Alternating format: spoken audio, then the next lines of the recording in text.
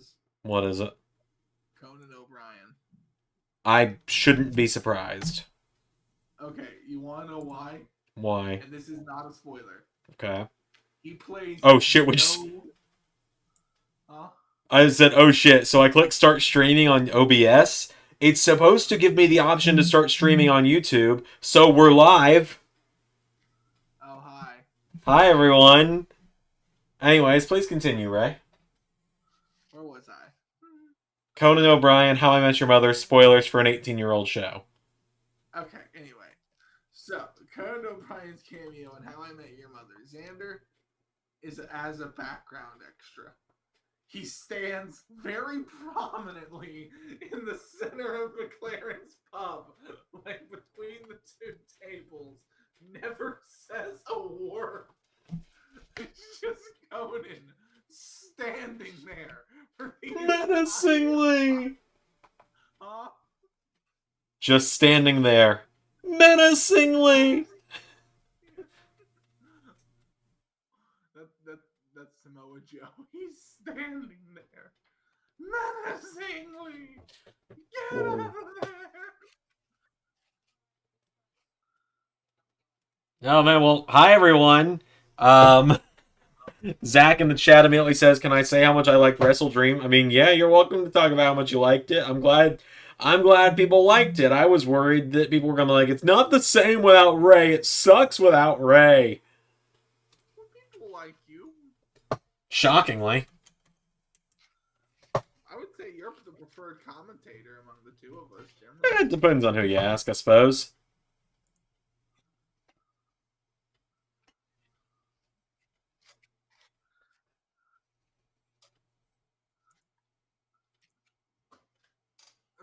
I should probably start a brawl. That'd probably be a good idea. Probably.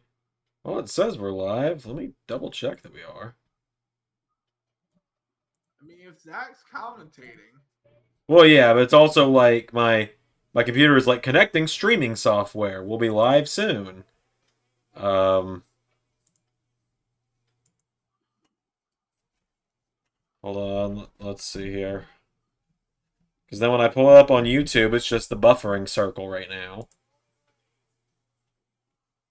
Well, it says we're live. Hold on. Let me check on my phone. That might... My computer's probably got a lot... Okay, Zach's actively commenting on what we're talking about, so we're good. Zach says to him all the episodes are good no matter who's commentating. Alright, let me go ahead and lower this down a bit. Alright, cool. We're also working on trying to get things fixed so that Ray can do Dynamite, because we're having some slight technical difficulties on his end. Yeah, guys. Where, I don't know what's going on. To put it quite simply, I came by Saturday, took care of everything, turned my back for 5 seconds. It's not Ray's fault by any means. I turned my back for 5 seconds and the game just stops working. Yeah, and like I don't know if it like could have been like I unplugged the system a couple times because I don't even think it's that. you know I don't.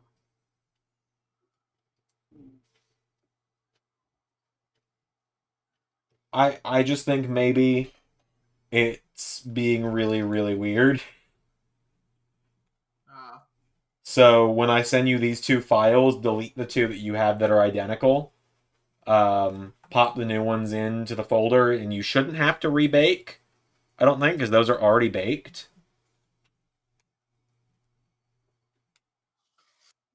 And that should make everything work. Should. Which it's going to be like another 30, not 30, but probably more like 20 minutes before it's actually there. But we'll figure it out. Oh, I just realized people probably can't hear you very well. Let me fix that. There we go. Oh. I still have my computer on universe settings for audio. Okay. So my second audio track, which is normally the game, but tonight is you, was on really low.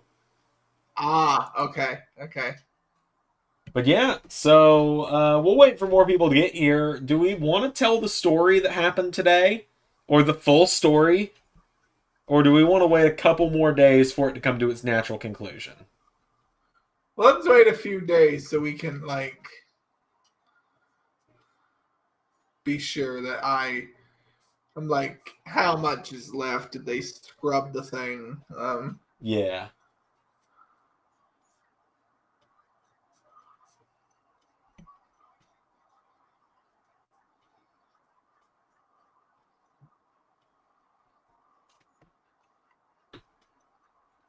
Josh in the chat says he's here early for once. Well, welcome, Josh.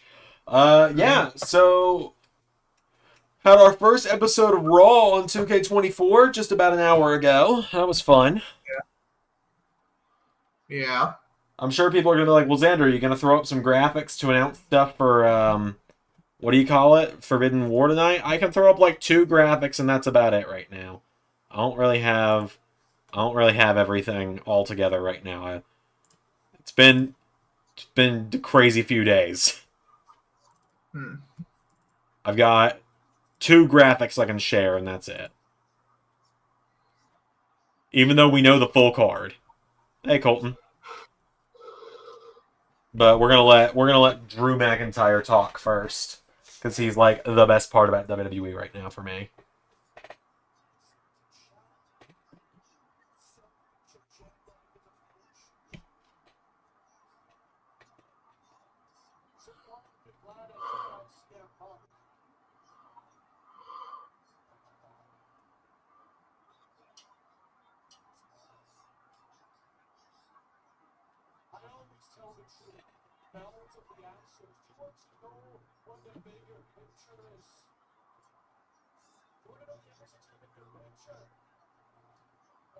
I think we can pick it up on your end, man. Oh,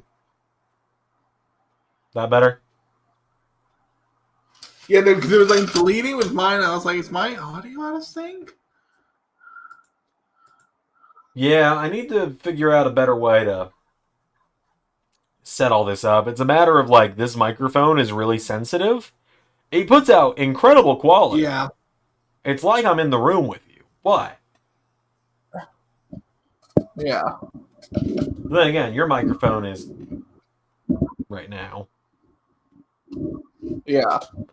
So for those who don't know about I'm like, I wish the thing I wish, and like I need what I really need, which is probably gonna be like the thing I'm working up towards next, is a new desk. Yeah. Yeah. Yeah. Is a new place to work, and because my desk is so, I have like a desk with a side table next to where I put off a bunch of stuff, and I kind of have to clear. I need to clear off that side table because I could use it to make a little bit of my work a little bit better. Like I could probably like put the mic on there if I needed to. Yeah. Let me see. Actually, this quarter reached. Okay, yeah. Thanks. Okay, cool. Okay, so pull this. Oh God.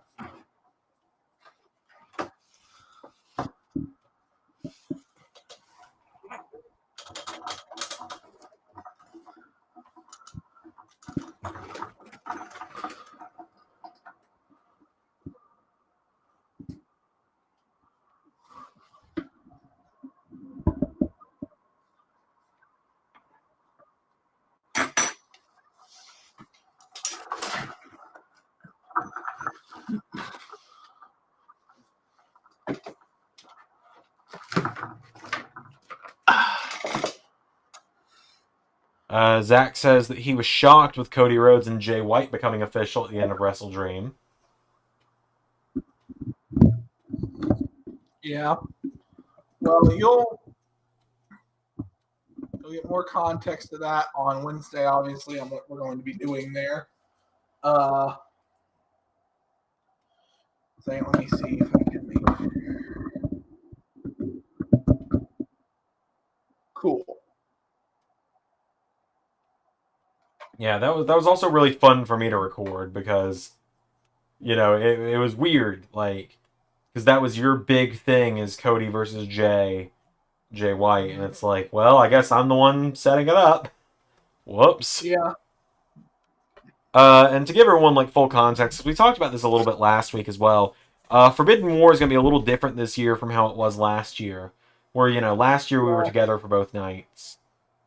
Yeah, it says it's gonna be night 1 me, night 2 Xander, Yeah. because it's just easier that way for us because Forbidden War pretty much kicks right into January, which is the WrestleMania season. So Xander and I are already having to orchestrate a lot of recording sessions together just to get the Royal Rumble and then WrestleMania done with us both on it. And then, obviously, we're going to be building to season 6, which is season 6, obviously, is me taking SmackDown. So that's going to, without doubt, be the biggest shift in the history of the channel. Yeah. You taking over SmackDown is gonna be like the biggest change in channel history. Yeah.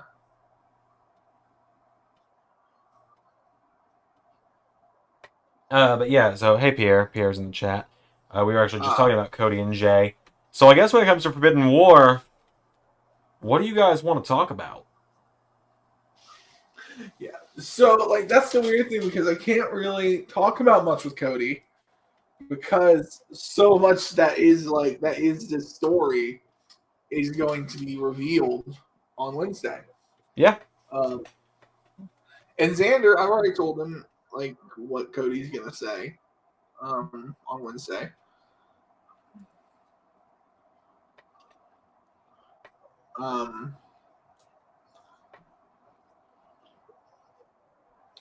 And obviously this is kind of a special thing for me because it's this weird thing where it's like I'm not going to reveal too much about what we have going on. Obviously, this is the beginning of a massive shift in Cody's character. Yeah.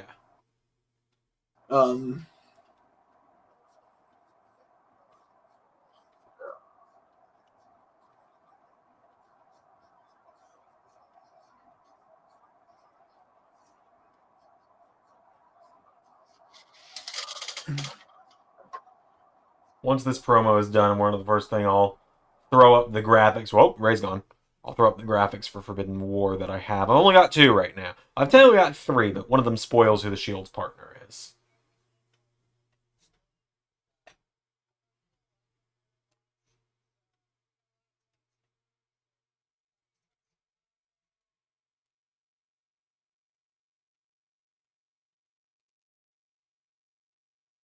So once, like I said, once it goes to commercial, we'll talk about that. It's not like I think you're all stupid. I know you all know exactly who's joining up with the Shield, but I also don't want to. I don't want to just outright spoil it, even for those that want to be surprised on Friday when if for the 4 people that wouldn't be able to figure it out.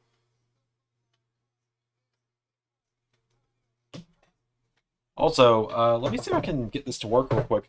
We got 2 members over the weekend. We got 1 member during SmackDown, and we got 1 member during Wrestle Dream.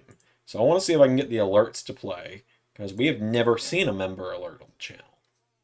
And I want to see if I can make it work. So if everyone will give me just a moment, I will see what I can do here.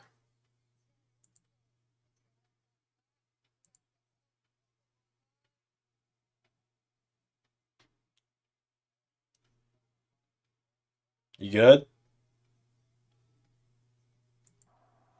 Forgot you don't have admin on the new computer yet. No. We'll get that set up. Let's see. I want to see if I can get this to work here. We got... Okay, I cannot get the alerts for memberships to go through, but we did get a couple new members over the weekend. We are now up to 8 members, which I believe YouTube will now automatically put membership names in the description. Right. I think. Let me check on that fact because I am not 100% sure on that. It doesn't look like they did it for today's show, but today's episode was recorded and uploaded before we had 8 members. So, our members are thanked on the channel itself, though. Yeah. So when you click on the channel, it actually shows the members, which is cool. So if you click it, you'll see our members. Then you go to our channel members. You can see Pierre. You can see Lonnie. You can see Zach. You can see everyone else. I can't remember everyone's names off the top of my head. Those are just the ones I know off the top of my head.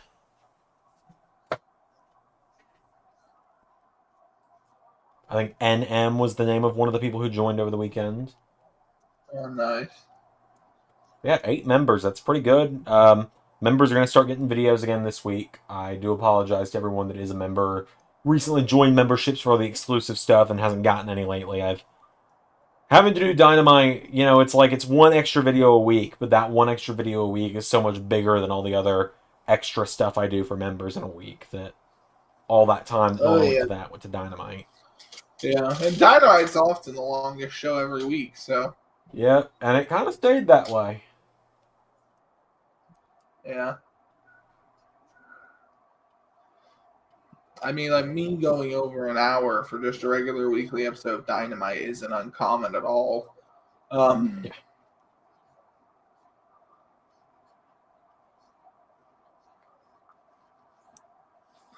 I'm Peter Jackson. I'm not just. Apparently. Oh, also, officially, I told a few people about this. Can be short, but it's made by me. Officially bought my Season 6 notebook for LS11 Universe. There's nothing in it yet, but this is where I'm going to write all of my Raw, NXT, and TNA notes for the year. I wanted something a little more durable. Also, I'm also thinking I'm going to go ahead and broadcast this tonight. I am still so, my record for recommending TV shows for you is so high at this point. What are we up to now? Like 3 that you've gotten me into? He's watching. Huh? What are we up to now? Like 3 that you've gotten me into? Didn't I recommend Parks and Rec? No, I discovered Parks and Rec on my own before we started hanging out again.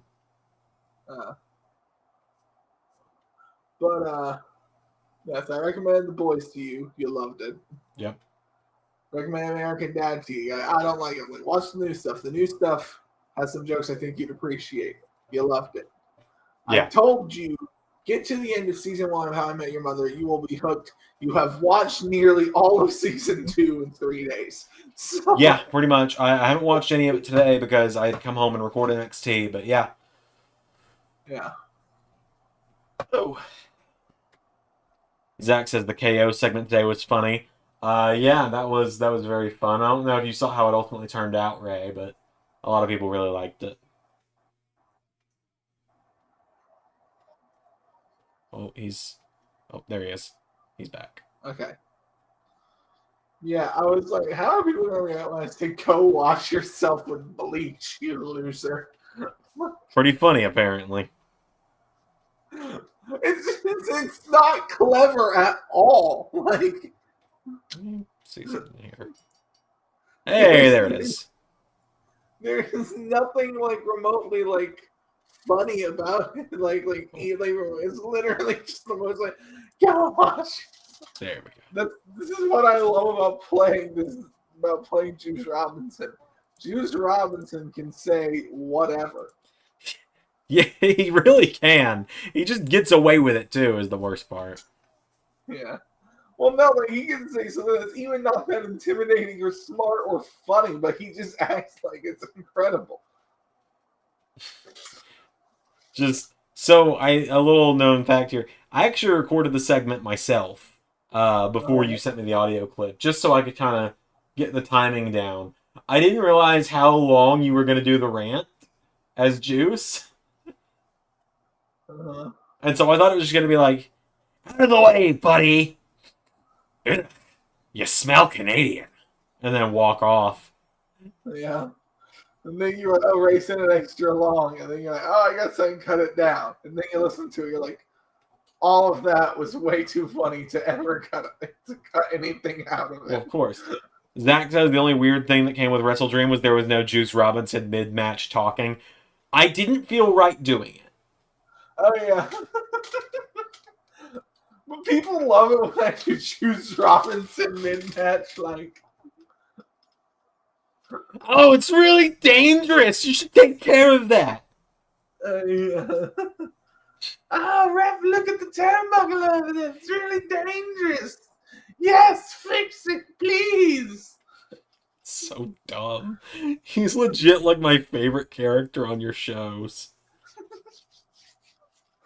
Now he's TNT champion. And that's like a title reign that essentially the people made happen because he got over on accident. He wasn't supposed to be. He was never supposed to win it at all. He wasn't even supposed to be contender for it. But No. everyone was just like, okay, what's he gonna What's he gonna use this ring to win? What's he gonna do with it? Hold on. Can we get me focused? Good enough, I think. Maybe. No, that's not good. Hold up. Scissor handles, focus. Handles of focusing. I don't know why it works, but it does. It's always so weird because like I've never had an issue with my camera focusing. Yeah, I know, and your camera's like half the price of mine. Your camera's so cheap, the burglars didn't take it. Okay, but the pictures look good. I think it looks fine. It does. I used to have that exact same camera. I gave it to my wife when I got a new one. And I have the mic here, and so I saw him fine. Yeah. Brantley says, bro, I love the ending of Wrestle Dream. Now I'm even more hyped than I was for Forbidden War. Well, that's good. We're doing our jobs right then. Speaking of Forbidden War, I think everyone, like, when they find out who Dominic will be wrestling, they'll find that out on Friday. They're gonna be like, "Oh my god, that's incredible." They'll find that out Friday. But yeah, so we want to talk about Forbidden War, right? Yeah. You guys want to talk about meat? Never ever look down the camera and say it that way again. Let's talk about meat. Because the official poor Omos, the official lineup for Meat Madness at Forbidden War from AEW, Luchasaurus, Lance Archer, Will Hobbs, Wardlow, and the lineup from WWE, Bronson Reed, Braun Strowman, Bobby Lashley, and Omos. And of course, as we kind of confirmed earlier, Saraya versus Tiffany Stratton for the Divas title. Yeah.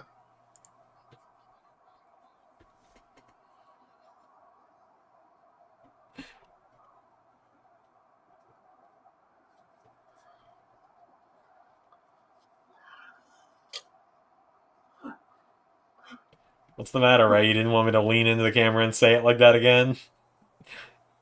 I'm just imagining, like, all right, ladies and gentlemen, coming up next is the Meat Madness match. Guy holding, like, just two massive steaks, just. That's what the winner gets. That's what the winner gets, is just lifetime supply of steak. Sleeping Angels in the chat, hello? The following contest is brought to you by Omaha Steaks. Pretty much. Someone call AEW. Let me like, hey, Meat Madness, make a deal with Omaha Steaks. Someone in the crowd, lifetime supply, everybody. So I'm gonna let people in on this that are actually in the chat. Meat Madness is gonna have a little bit of a joke before it starts. Yeah. It's gonna have all 8 guys are gonna make their way to the ring. It's gonna cut around to a crowd shot. My character is gonna be standing in the ring holding the microphone. Testing. 1, 2, 1, 2. Like air raid sirens are gonna sound. And then just top of my lungs, loudest it's ever been in channel history, I'm gonna shout the line. Gable better win this fucking match. Like, he's probably going to, and then I imagine he's gonna lose to Gunther at WrestleMania.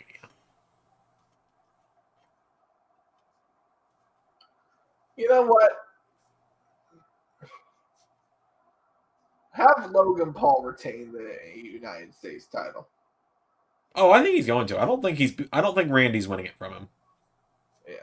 Have Logan retain. You got a few other people retain. I know it's a lot of title changes hell on one night. I think Gable needs to beat Gunther. I think it's time.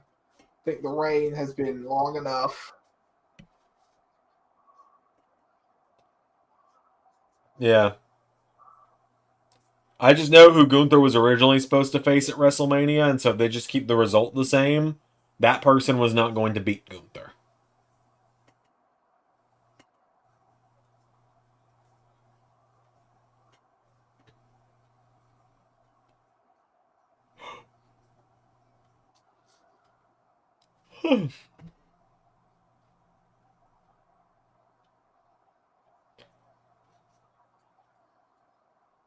Also, I was recording NXT for tomorrow.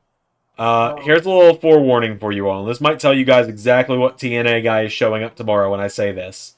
Ray, forewarning for you as well whenever you buy 2K24. Which, quite honestly, I think you could buy it any day now. There's enough AEW cause. Like, TNA is going to be on 2K24 any day now. Whether that's Thursday or next week.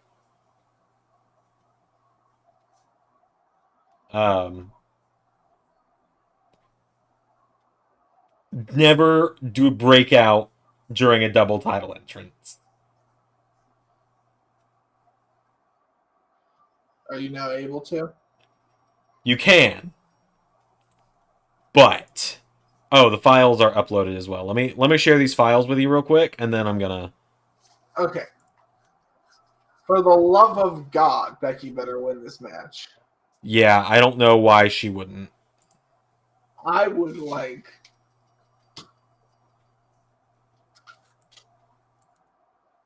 Let me share these with Ray real quick.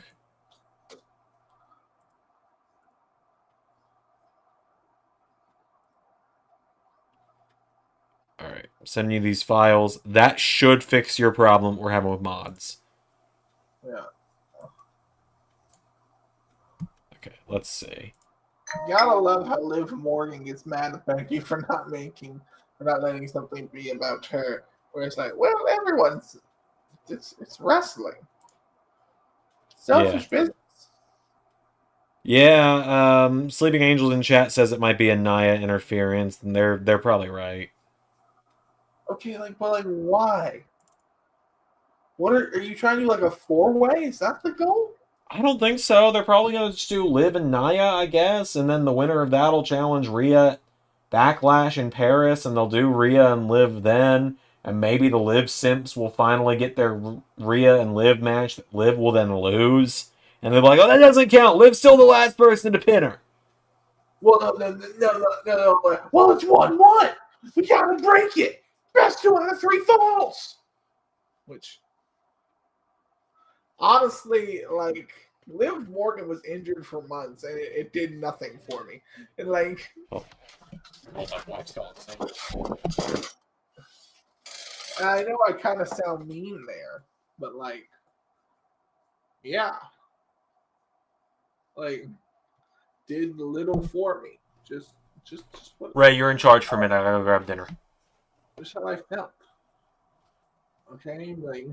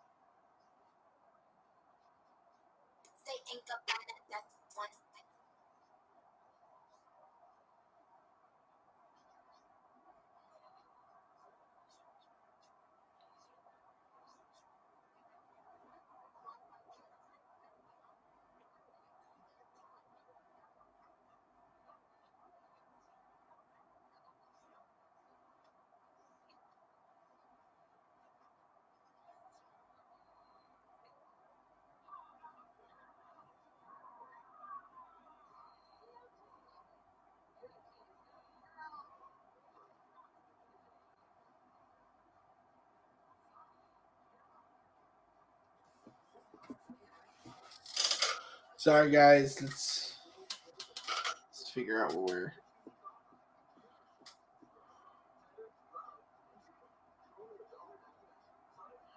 I know, right? The Liv Morgan stands are so crazy, man. Said by Sleeping Angels.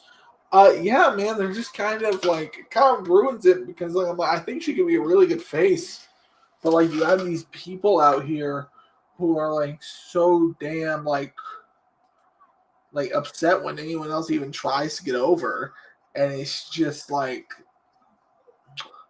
it's just maddening. It's just maddening because it's like other people can be allowed to come along and like kind of take the reins a little bit and I get Liv Morgan is a good talent and I get that Liv Morgan's over and I understand that to a certain extent, but at the same time like these whole things. Okay, first of all, saying that she's the female Shawn Michaels is pure insanity. Pure insanity. I have issues with Shawn as a human, as for some of the things he did in the past, especially in regards to keeping people from getting over, or hurting people's wish on the card.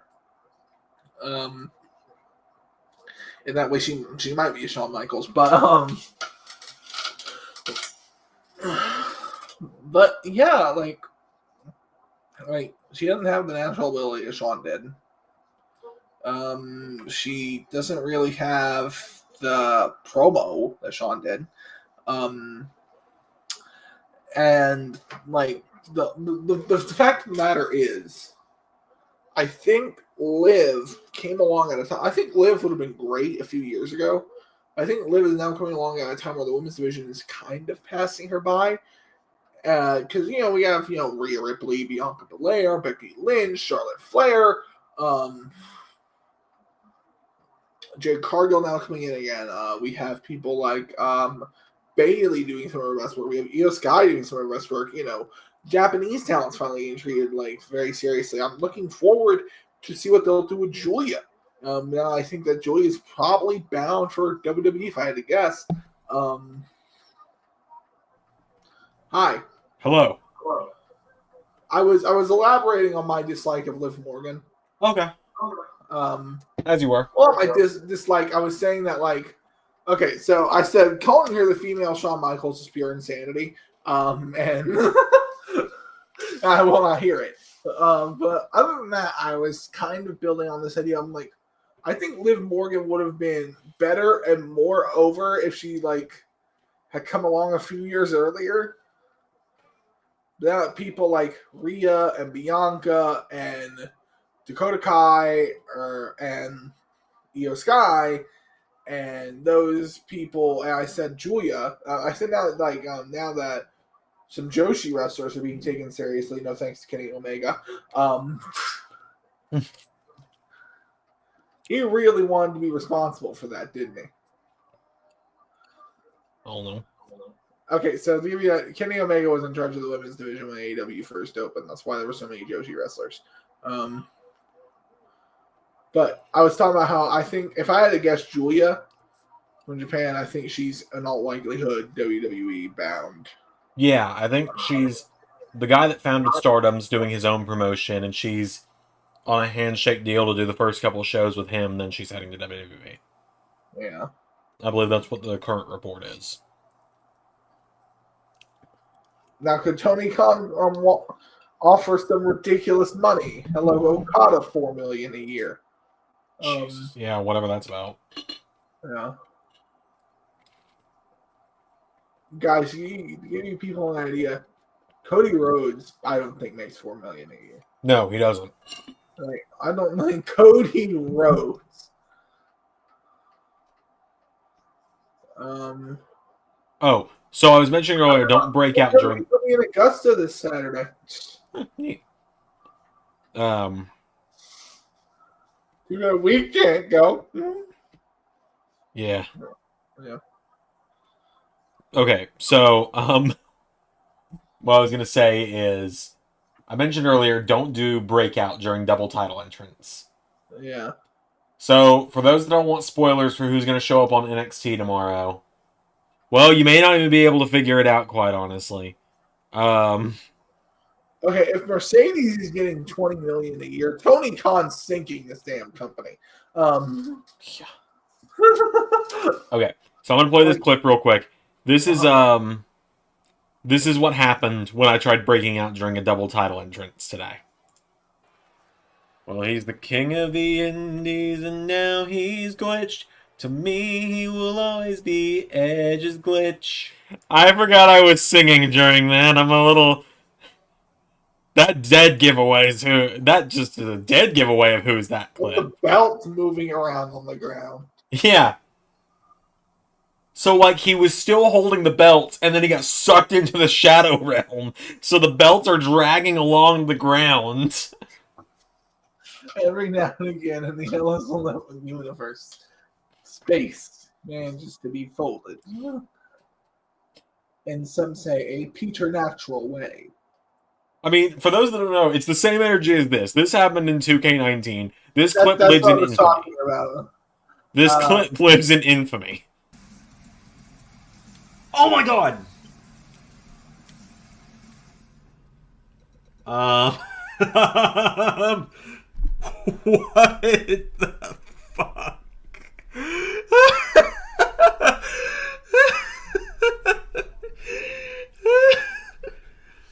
Oh my god! What?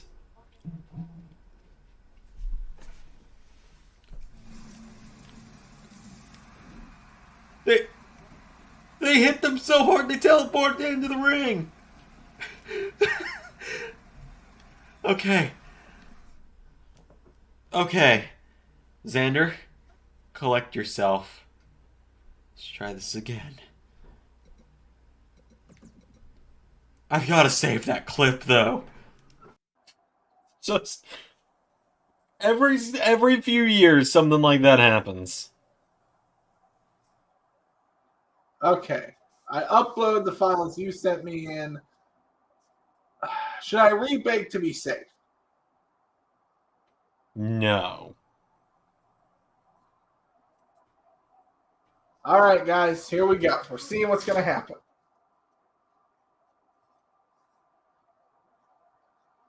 Wait a minute. Does it say attention, Xander and Ray or something? Oh, wait. Okay.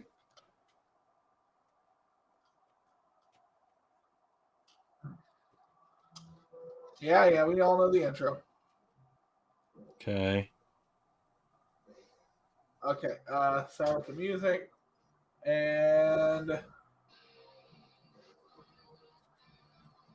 all right, guys, we are back up and running. And the arenas should be the AEW arenas. I believe that was the last thing I baked. Yep, that's the first thing I checked. Awesome. Glad that fixed it. So it was something was wrong with your Bake 61 and 2 files. Okay, so Pierre says the nostalgia of that clip. Yeah, that clip has been around for 4 years almost. That's the crazy part. Like, that clip happened in late 2020. Yeah, we've been in it for a while. Yeah, this is our 5th year doing this. Like, November or October of this year will be year 5 of LS11. Yeah.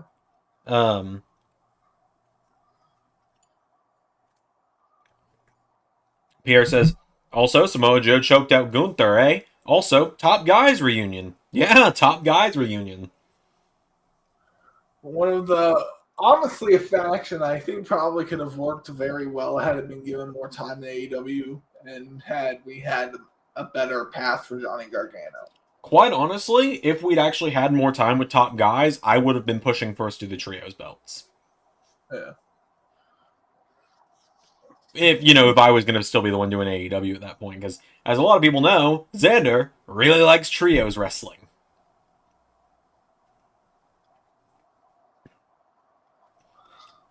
I know you haven't played 2K24 yet, but tag matches are a lot easier to do in this game. I'm just imagining to do like 2-on-2. I'm sorry, guys. Too many people. I prefer the 1-on-1 match. 3-on-3. You son of a bitch, I'm in. Well, now that you can do like the button press to make your tag partner go pull the other guy off the apron, it actually is a lot easier. And also, the tag partner of your opponent doesn't your tag partners don't always come in to break it up anymore. Oh, that's good. Like if you watch the 6-man from today, you'll see that, like a prime example of that. I mean, can you call them to break a pin though? You might be able to. I don't know. Because I'm like, that should probably be the best function if you could call someone to break the pin. And you only get like 3 times the whole match you can do it. Yeah. That might be too split-second timing though. Yeah. For me, it's just like, apparently the real rule, according to Dax and Cash, FTR Balls and FTR Gun, is, apparently the real rule is, you're allowed 1 breakup per match, and then there's a disqualification afterwards.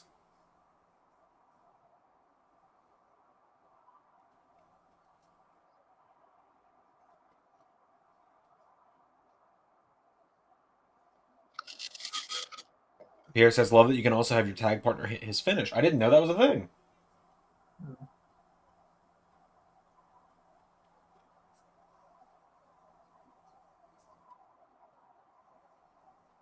I mean, hey, the Liv and Becky match has been good from what I've seen of it. I had to go get dinner. Oh yeah, I like for the time it's been on. I've been really liking it. I'm looking forward to the Gauntlet tonight. That's what I'm really looking forward to. Yeah. Yeah.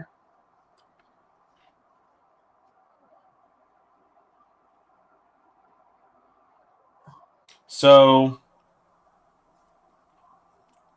Ray, I feel like you're going to try and choke me out through the screen, but I feel like our fans are going to love this.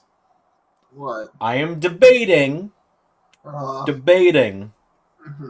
at NXT versus TNA Worlds Collide, a very special edition of the Call Your Shot Gauntlet.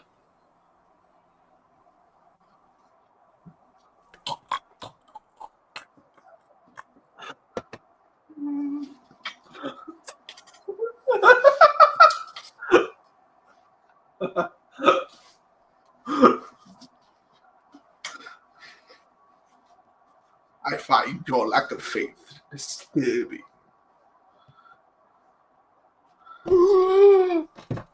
Hey, it's me, it's Carmel. What's going on? How's it going? I'm so glad I'm here.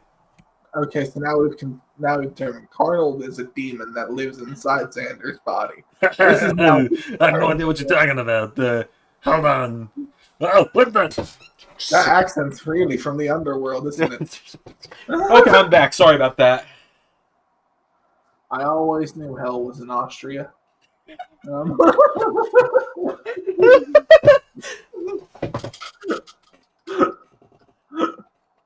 man. And Becky wins.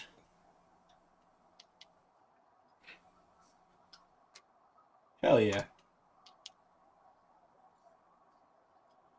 Look, I'll say this here and now. They need a women's mid-card title.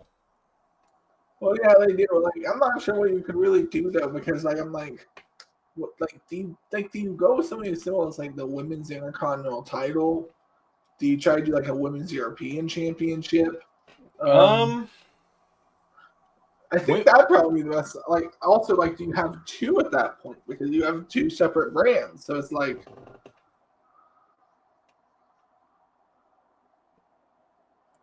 I'm gonna fight all these urges, my brother. That's all I gotta say right now.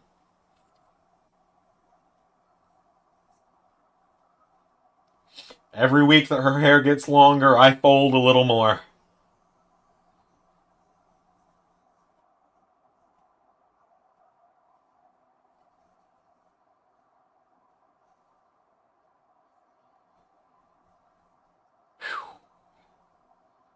Gotta fight all these urges, my brother. so Xander, like, I can't decide. Like, I can't decide like if the Eradicator it just happens to be a coincidence or she actually gets it from Superman. I'm not sure. Because you remember the character the Eradicator, right?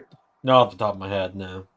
So, what's the other name I know by? So he was from like the reign of the Superman. after Superman died, and there was all like the people trying to be Superman. You had like Cyborg Superman, and you had like Superboy and Steel. Yeah, yeah. Well, the other one was I can't remember the other name. The name that I called him when I was a little kid was the Eradicator. Yeah.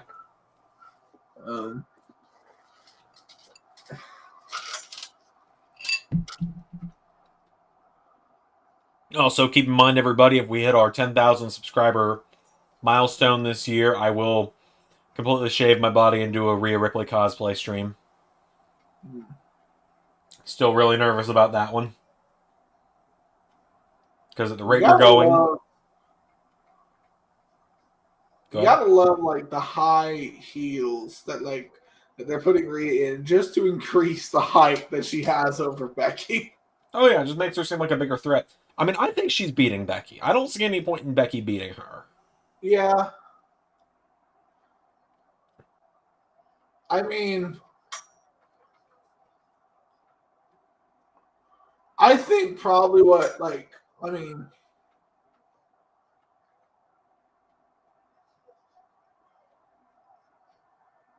she's already successfully transitioned into a baby face when she's a single.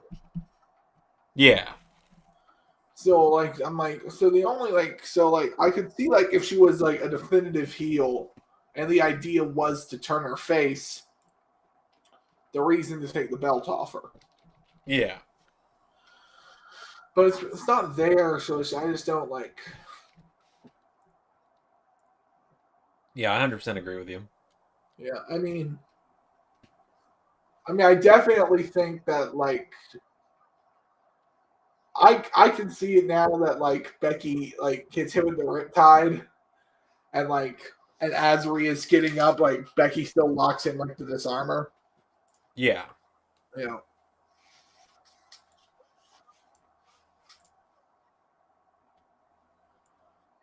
Well, according to Social Blade projections, which Social Blade projections, can only tell you so much. Oh yeah, they really can't. I mean, like, have you seen the fucking income estimates? They think we make a lot more than we do. No, but it's like anywhere from $100 to $51,000. It's like, well, that's the difference between a living and homeless. So, But yeah, no, it's like, according to them, we're not going to hit 10,000 subs till next year. So, I would like us to... Look, if I gotta shave my whole body and learn how to do goth makeup and wear a long black wig and try and learn a female Australian accent to look down the camera and call myself mommy on stream, if it means we get 10,000 subs this year, so be it. I feel like that stream will get us some other kind of subs that I'm not looking for, but For those asking, the LS11OF is never happening. I never say never now, Ray. I mean, we gotta make a living here. I have been told I have some very nice feet. And you, my friend, your hands, I mean, immaculate. Never say that sentence to me ever again. Hold on, I'll do it myself. Hang on. You all know what's coming. Would you look at that, Kevin? It's the police.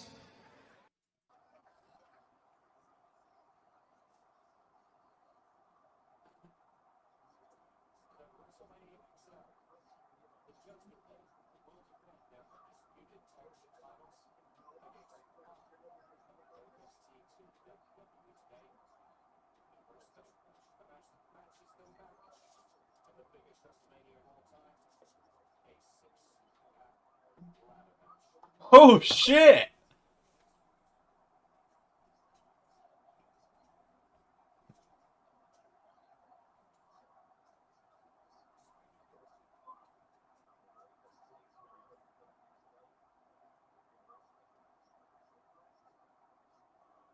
Did you hear the announcement? Yeah. 6-pack ladder match. I feel like that's how they're going to split the tag titles. I think 2 teams are going to win that match.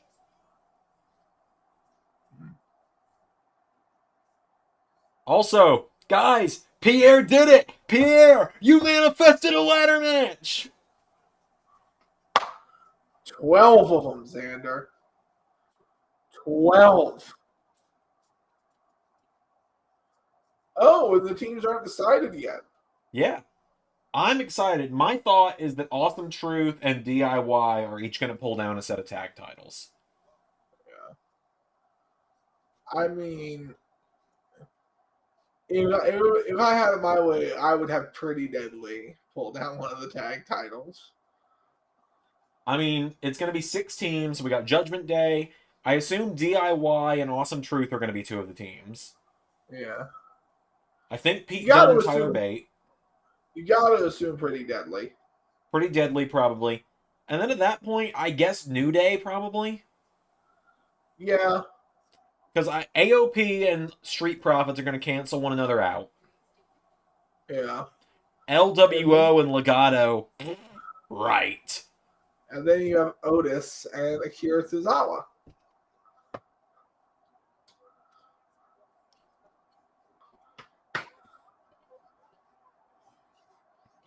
I'm not going to say it, Xander.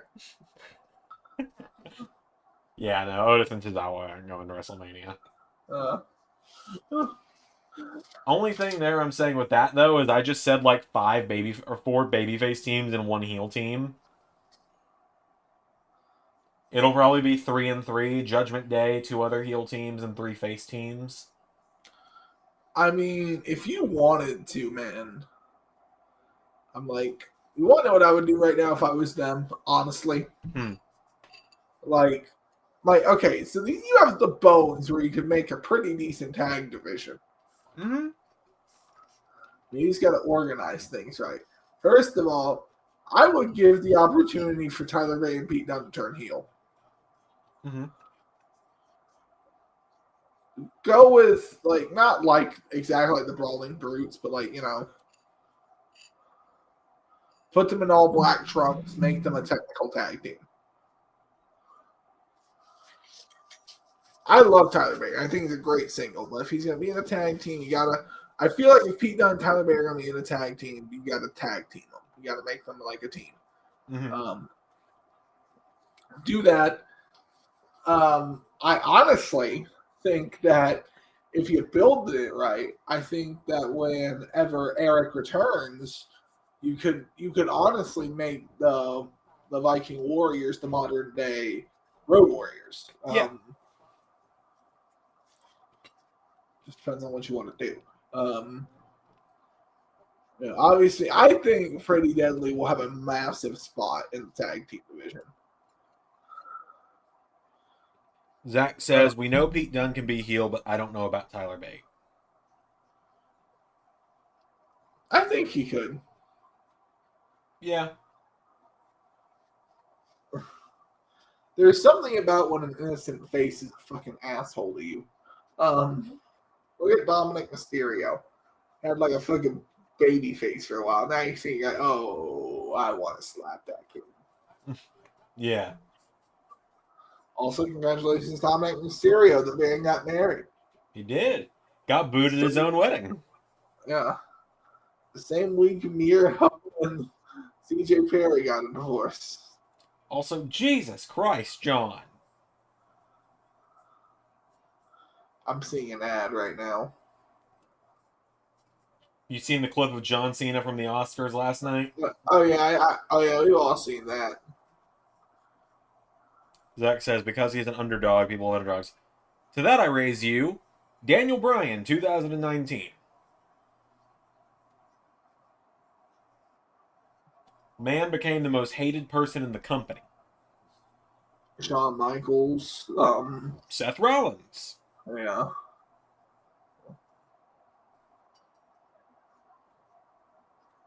Oh, damn. Both teams got jobber entrances. That makes me sad because I like all 4 people involved in this match.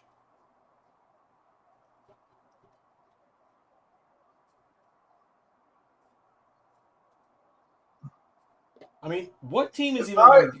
what team do you think is? Oh wait, I actually already think I know the answer, but like at this point, who do you think challenges for the women's tag titles at Mania?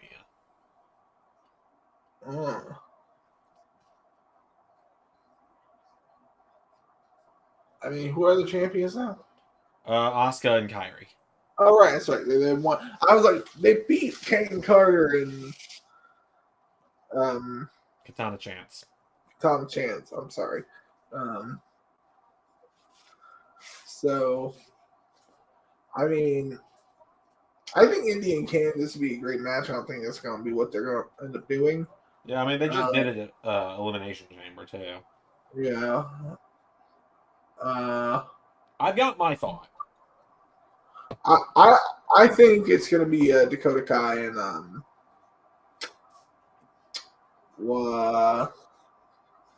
love her. How am I doing this to myself? I gotta put you on full screen for a second. I gotta put my old mouse pad away, and I don't need people seeing it.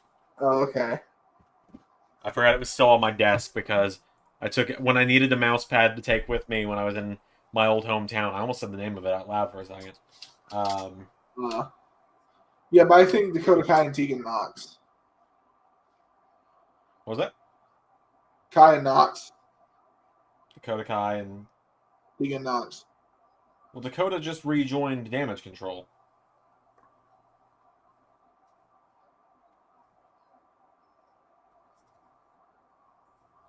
Oh, Candice. Oh. So it kind of seems like they're working to turn Candice LeRae heel. And like she's this wily veteran who's tired of being pushed around. And Indy is like her nice protege. And then they're doing the same thing with Natalya and Tegan. So I'm thinking they might flip it and do Natalya and Candice as a team and Indy and Tegan as a team.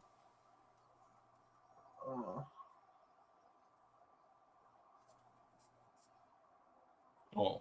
Okay, but it's like, okay. Candice didn't say anything that wasn't honest. Like, It's true. So here's my thought on who I think is going into the tag titles at Mania. Bianca Belair and Naomi, because of that segment on Friday.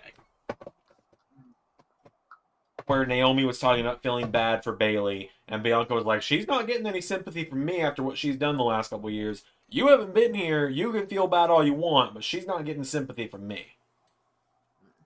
So Naomi will start having Bayley's back against Damage Control. They'll be outnumbered. Bianca will make the save, and then Bianca and Naomi will fight the Kabuki Warriors. That's my guess. Okay, Xander, could you take me on the stream for a second? Because I am going to use the bathroom, get myself a drink. Yeah, I'm going to cut you off mid-sentence. He just flipped me off. He's flipping me off in the little window. Go to the bathroom, you jackass. I don't know why I'm saying it louder like he can't just hear me normally.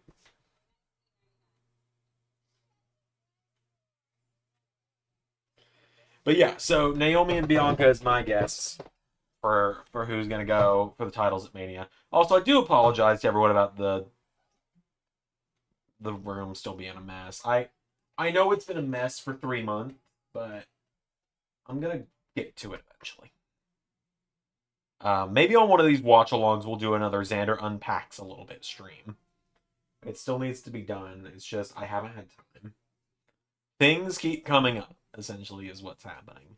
As you guys know, I had all the car problems. Ray's computer got stolen, so I had to take a new one to him to use, which is good. We'll have some updates on that soon. He's on the new one right now. And then I had to go back home to my old hometown for a weekend for some family stuff. Had a minor family emergency. And then just I've been busy a lot. You know, we had double premiere weekend for 4 weeks straight, I think. Like a solid month of double premiere weekend, more or less. And so this weekend there's actually no premieres. And I'm not going to do a shock retro video either because 1, I don't know what to do next. 2, it had to be on 2K23 and I don't want to do anything. I don't want to do any more content on 2K23 if I don't have to. And 3, I just want a weekend off, you know? I just want a weekend off to do other stuff. Like, this weekend is like one of those final weekends I'm going to get for that. Because next weekend, the 23rd, I think I get off. And then the 30th and 31st, that's when shit gets busy for me. You know, I've got like 5 premieres in the span of 3 days. I'll have Xandermania on the 30th,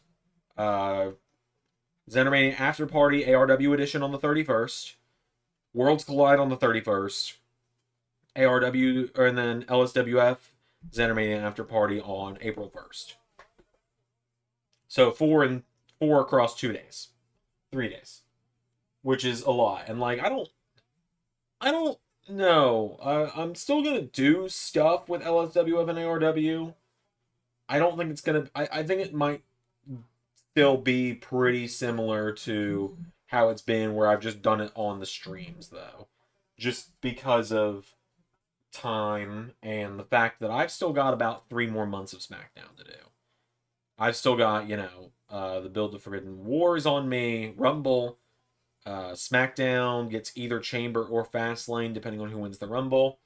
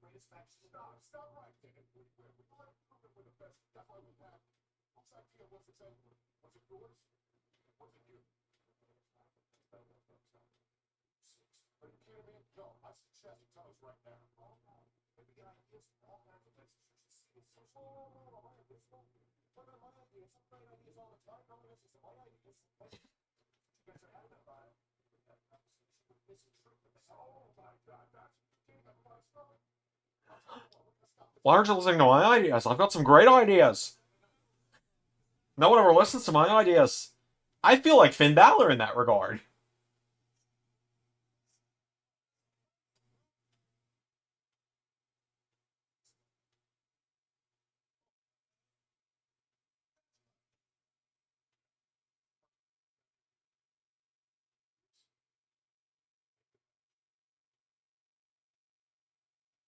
Are you back?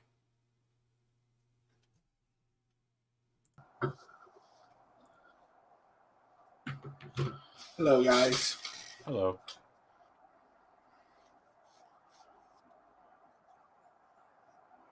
Oh yeah, you know good and well that Rock had that lightning intro to his theme song made when he wanted to make Black Adam the biggest thing in the world last year. Oh, yeah. Because, like, you know damn well that what he meant by he wanted to do something big last year was he was gonna win. Oh, yeah. Because last year was when Dwayne's ego was at its biggest point of being fragile.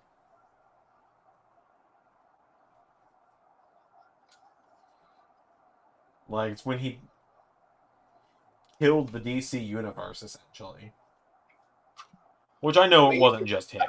It didn't kill it. It was going to die. Oh, it was dying on its own, yeah, because, you know, you had such smash hits like Flash.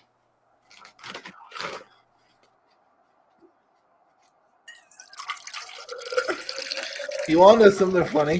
What's that? I was telling you to go see Doom Part 2. Doom Part 2 has already made more money than Flash did and cost $100 million less. Well, let's talk about how the Oscars were last night and Barbie didn't win a single damn thing. And what didn't? Barbie. Yeah, I mean, it's a good movie, but I didn't think it was going to win any Oscars. Oh, it's like a big thing online there. It's like Ryan Gosling didn't get nominated. He was nominated for Best Supporting Actor, Oh. which is what Robert That Downey Jr. It won. was Margot Robbie wasn't nominated for Barbie at all. Well, that's dumb. That is dumb. Yeah. And they didn't get nominated for Best Hair and Makeup. Yeah, that's really dumb. Yeah. I really enjoyed the movie. You know, like, I'm a straight man, but I enjoyed the movie. Mhm. I'm also a straight man with a wife, so it made her happy, and usually things that make her happy make me happy.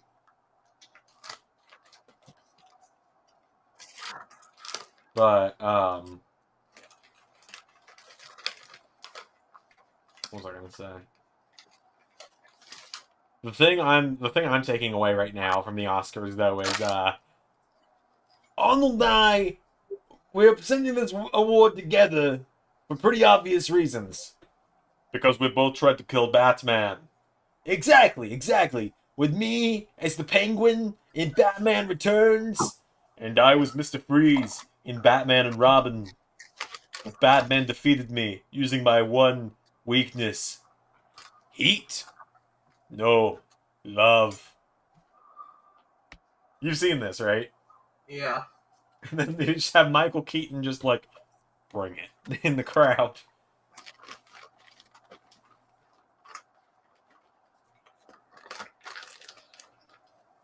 I mean, do you hear what Sam Raimi said the other day? That he wants to do Spider-Man 4. There's a chance. So you're telling me there's a chance?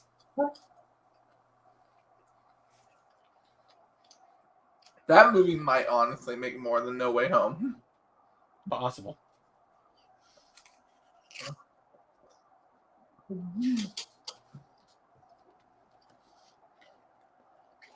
Hey, Ray.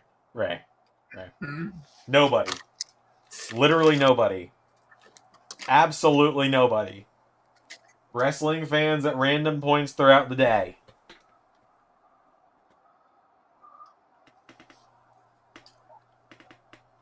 Whoa!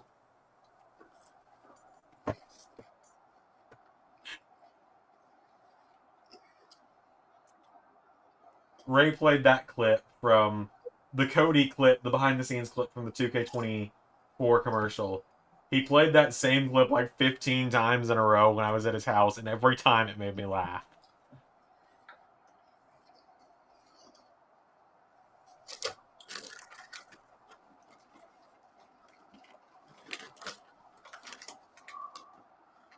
I saw someone like take a picture of Cody's suit without Cody in it. There was like this TikTok. It was like, is this a suit worn by wrestler Cody Rhodes or Saul Goodman from Better Call Saul? Well, was it Cody?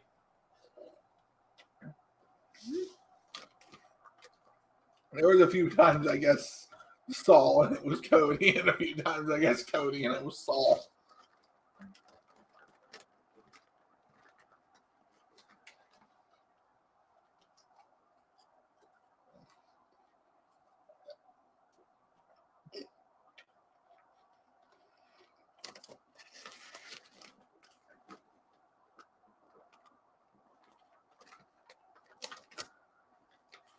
Okay, Xander. Everyone knows. So I was introduced Xander. Oh, wait, the fourth show I got you into, Xander. South Park.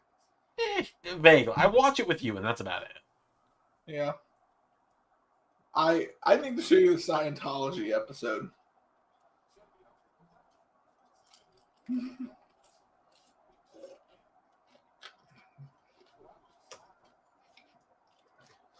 Scientologists are believed that Stan is the reincarnation of L. Ron Hubbard. Careful now. They've got a really good legal system. Oh no, everyone's seen this episode now. And then so Tom Cruise shows up to Stan's house, asks him if he's seen his movies, and Stan goes, I don't know, you're not like Leonardo DiCaprio or Gene Hackman or the guy from Napoleon Dynamite, but you're okay. At which point, Tom Cruise decides to hide somewhere. Yeah, I know this joke. You've told me this. Yeah, and then, Dad, Tom Cruise won't come out of the closet. Tom, he just wants you to come out of the closet. Tom, nobody's going to be angry. Nobody's going to be angry, Tom. I just want you to come out of the closet. Then Nicole Kidman shows up. Tom, we need you to come out of the closet. I'm not. Kim. I keep getting these Tom, questions. you're in the closet right now. So I keep getting these questions a lot. I'll respond to this comment eventually. Someone just put a comment on SmackDown. If you don't play with the health bars turned on, how do you know when you have signatures and finishers? It pops up under my character. It's a prompt. Sometimes you turn those off and you just guess. That's how I did it in 2K19. Yeah. But 19, I was able to gauge it a little better. I think it's fine having those on, though, personally. Mm-hmm.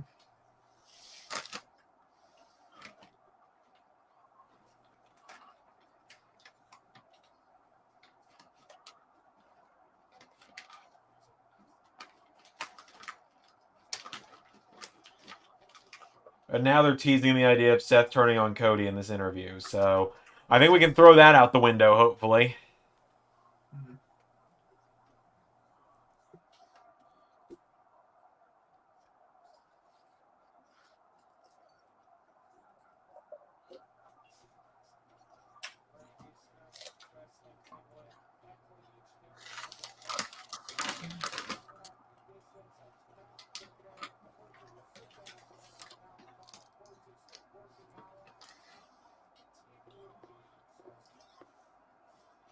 Like, I mean, I've talked about this a lot already. Hanzo talks about this in the Discord. He thinks that Seth's going to turn on Cody after WrestleMania. After WrestleMania, sure. But if you have Seth cost Cody at WrestleMania, you're just doing a swerve for swerve's sake.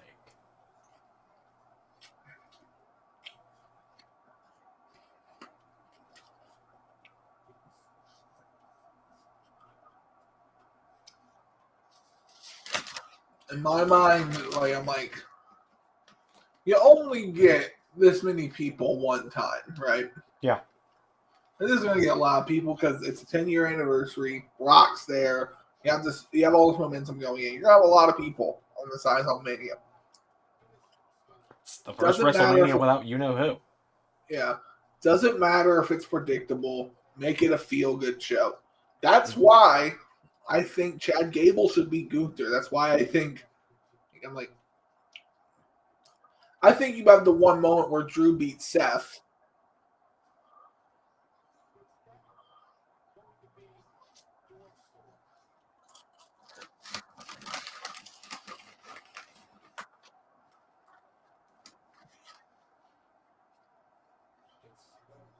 That was one of the suits I guessed was Saul.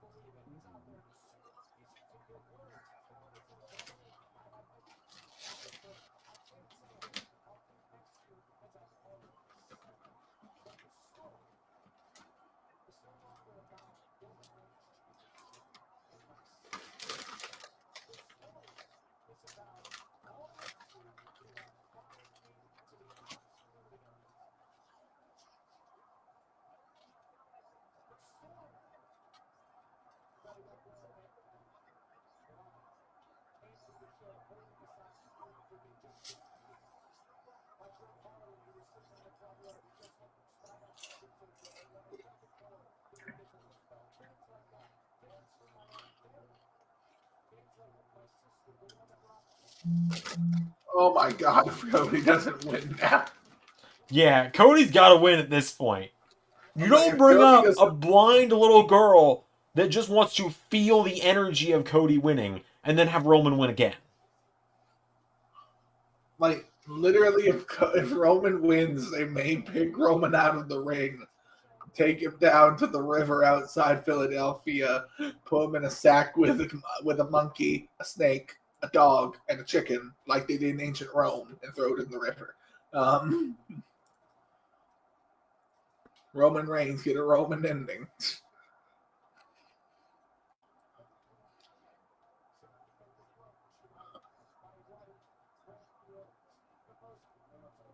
Oh, he's crying.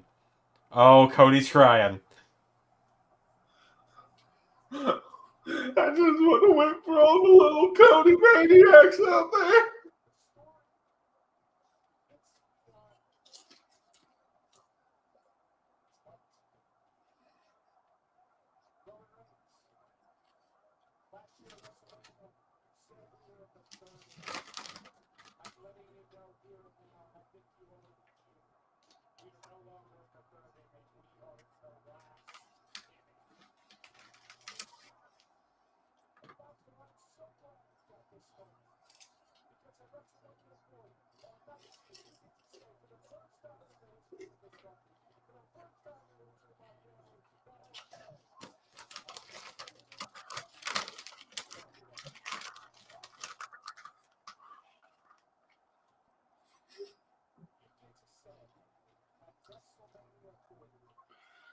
Xander, if Joe Biden passes away before the election, I say we nominate Cody Rhodes. Just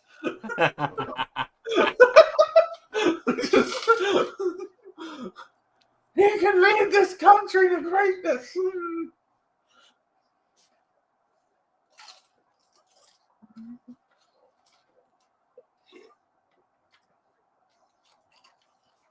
We are so close to WrestleMania.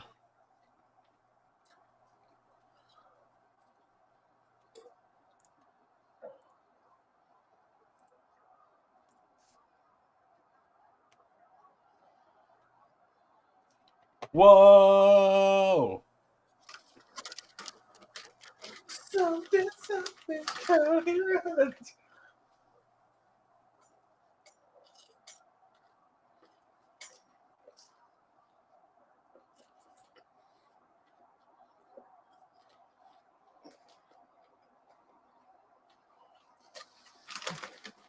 I don't know. There's something funny to me about them being like, Ricochet, that's who Gunther beat for the title. He could get it back. About that. Does anyone want to guess how many times Ricochet has tried to get it back? Because I've lost count, but it's well over 5.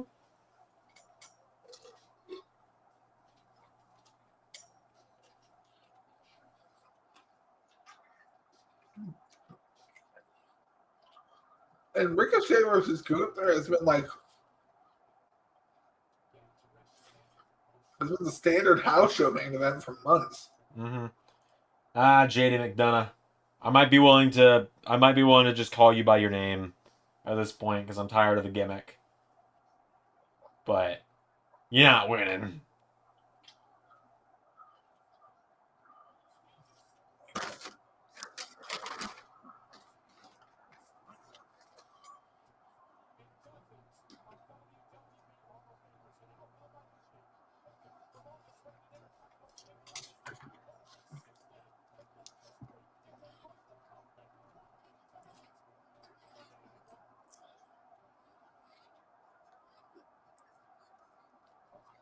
Okay. I don't want to just walk out on another women's match, so I'm going to wait for a commercial. I really want some chocolate milk.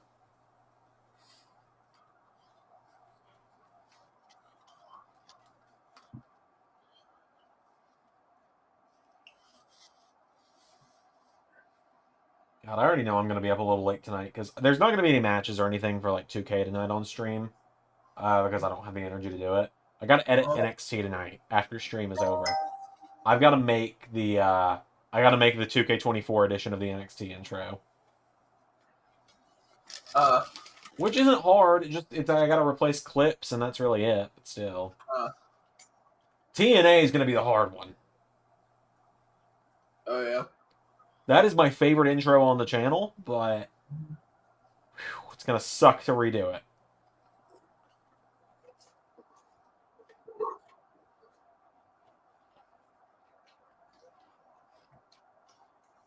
All right, so chat, let's talk. What intro out of the 5 of each week, which show has your favorite intro song? You don't have to think about quality of the intro.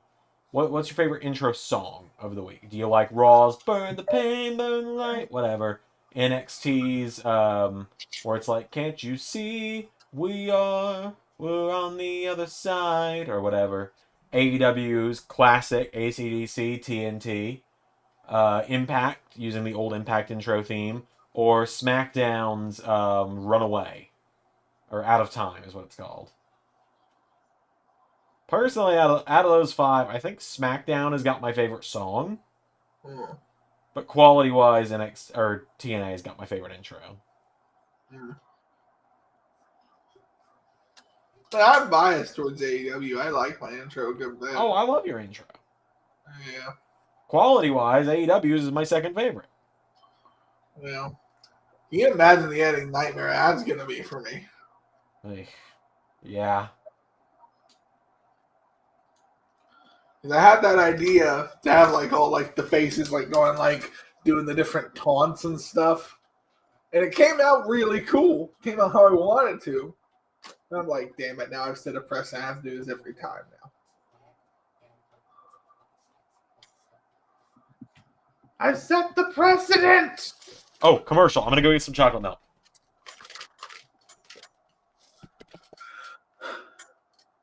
I know this is like super off topic. But when he said chocolate milk, I was reminded of the Wise Kids You Know sketch. Shout out to you guys. Shout out to you. If any of you watch the Wise Kids You Know, shout out to you. Like, because it is one of the most offensive things on the planet, but it's one of the funniest things I've ever seen in my entire life. Just endless amounts of great jokes in that show.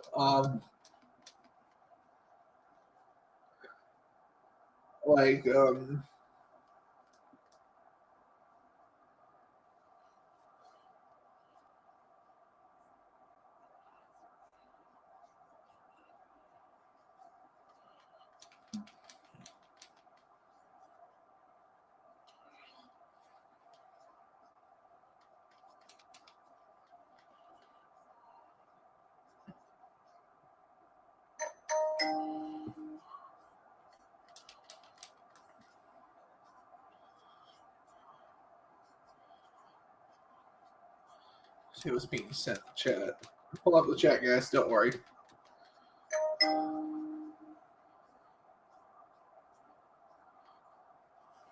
I like the AEW one. It's so good. Thank you, Sleeping Angels. Can I say I like all the intros for the show? You just said, Zach. I don't care. Truth didn't know today was Monday. That was funny. Yeah.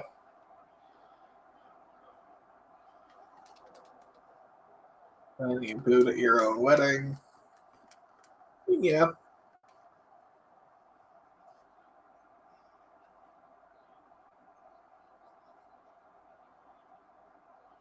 Who's your favorite wrestler currently? Asked by Josh.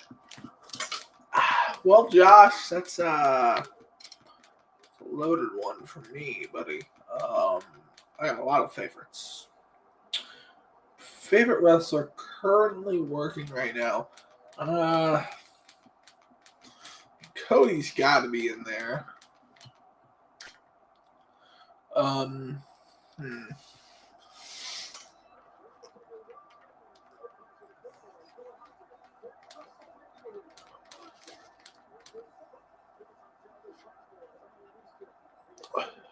Cody probably for WWE.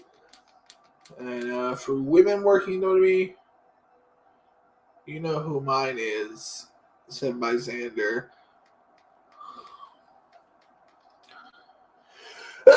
Excuse me. Woo.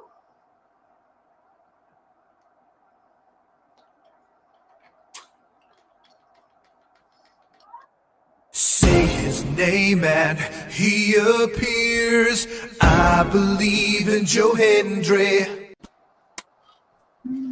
Hi everyone, I'm back.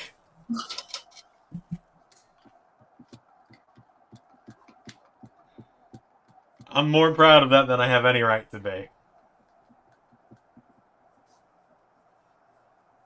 Well, anyway. That's who my favorite wrestler right now is. Yeah. But in all seriousness, obviously he's up there for me. Rhea is obviously up there. For a long time, Ciampa was up there, but they've kind of watered it down with the DIY stuff. I Yeah. hate that. But Rhea, Joe Hendry, and Gunther feels like a cop-out, but I'm going to go with Gunther. I apparently actually jump-scared Josh with that. I'm so happy I did. I was hoping I would get someone caught off guard with it.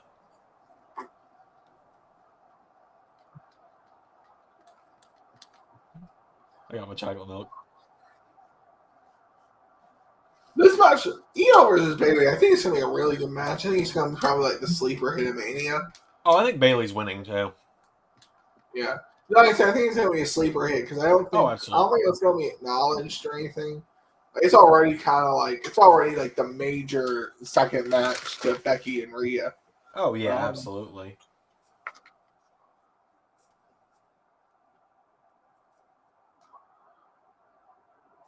So apparently, I think this got. Oh yeah, matching blazers. I am all on board with this tag team now, baby. You got some matching gear. I am in. Fuck, I hate when this happens. So I don't know if I should show it on stream or not. I'll give people a graphic warning. I broke a finger back in middle school, and I never got it taken care of. So graphic warning for everybody. And sometimes this happens where I just can't bend the finger until I essentially pop it back in.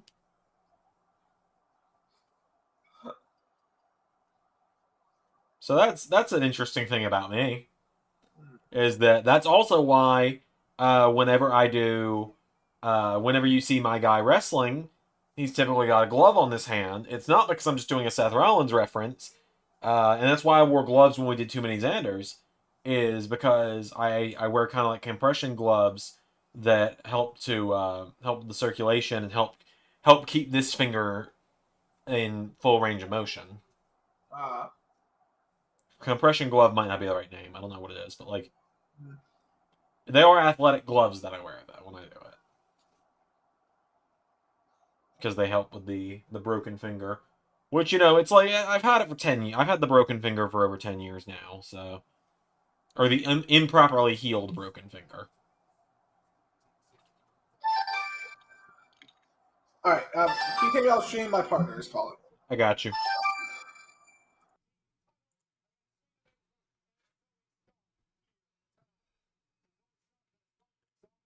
But yeah, Carmelo Hayes is definitely on my list too, Zach. I'm not gonna say like he's one of my absolute favorites, but like if you're having me like go brand to brand right now, like company to company, show to show, like of the main 5 shows of the week, in real life, same as the ones we do in Universe, and you're gonna tell me, you know, pick one guy, one girl from each show. Raw, I'm probably gonna say Drew and Becky, or Gunther Rhea. I meant to say Drew Rhea or Gunther Rhea. Just one of those 2 options, depending on the week for me. NXT, I got to go with Baron Corbin as my favorite guy there. Braun Breaker's now on SmackDown, so Baron Corbin there for NXT. And then women's wise, I don't know much about NXT's women's division. I guess I'll say Roxanne Perez. And then AEW, you know, I don't watch AEW anymore, but when I do tune in, my favorites would probably be... Women's wise, you gotta go with Toni Storm, right? Like, it's gotta be Toni Storm for the women. And then for the men, I would normally say Wardlow, but like he's been so boring lately. Like, call it basic. I might go Toni Storm and Samoa Joe. And then TNA, Joe Hendry and Jordan Grace. And SmackDown, I'm gonna say... I know it sounds like I'm just being a hipster and going with the different option, but Naomi for the women on SmackDown. And then... I think of who's on SmackDown proper. LA Knight probably for guys on SmackDown. Also got my normal evening snack.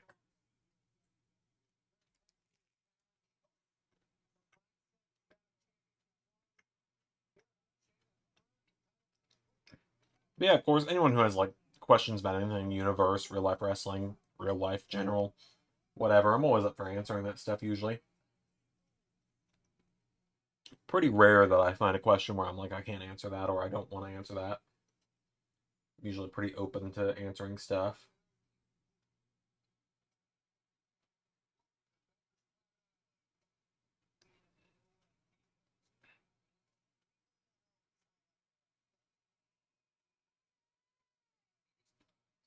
Well, thank you guys once again for joining us for these Raw watch-alongs. I really enjoy doing the Raw ones because Ray is here.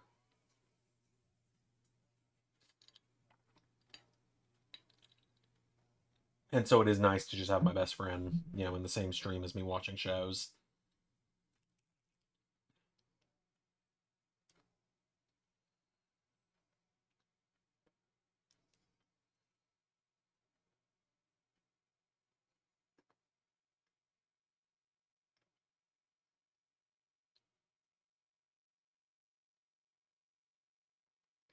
Godzilla and Kong, the new empire.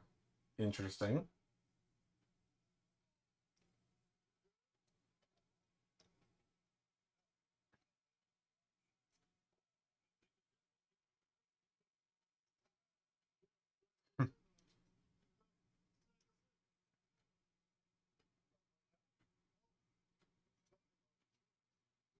It's funny, these commercials for the General with the wrestlers in it. I always think about, wait, was that? No. I thought I recognized one of the guys in it. It's funny that there was an insurance commercial WWE used to run that had Ric Flair in it, where he came out and LA Knight was playing like the evil insurance guy or whatever, evil car bill guy, and Ric Flair came out and chopped LA Knight. Like that was when everyone was realizing LA Knight is quite literally everywhere. When everyone was finding like the you guys know the videos. I don't think I can repeat some of the names or lines of them.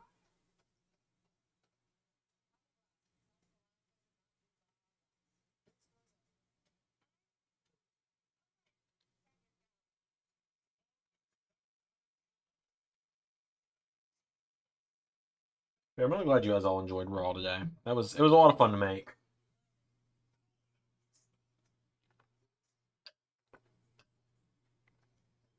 It was especially fun to make considering that well, you know, it's such a weird time to jump in for the new game, right? Like that's why we're definitely reorganizing the series this year.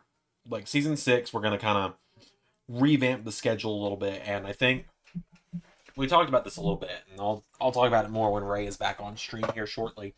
Um, season 6, we're gonna rework the schedule, and the season is actually going to last one full calendar year. So like WrestleMania will probably always be like end of June, early July every year, just because that's summertime, and so that's when we both have a little bit more time on our hands. Um, and then Forbidden War is gonna get moved to like roughly November, December every year. That way, that's like peak of all mods and stuff that we would need being out.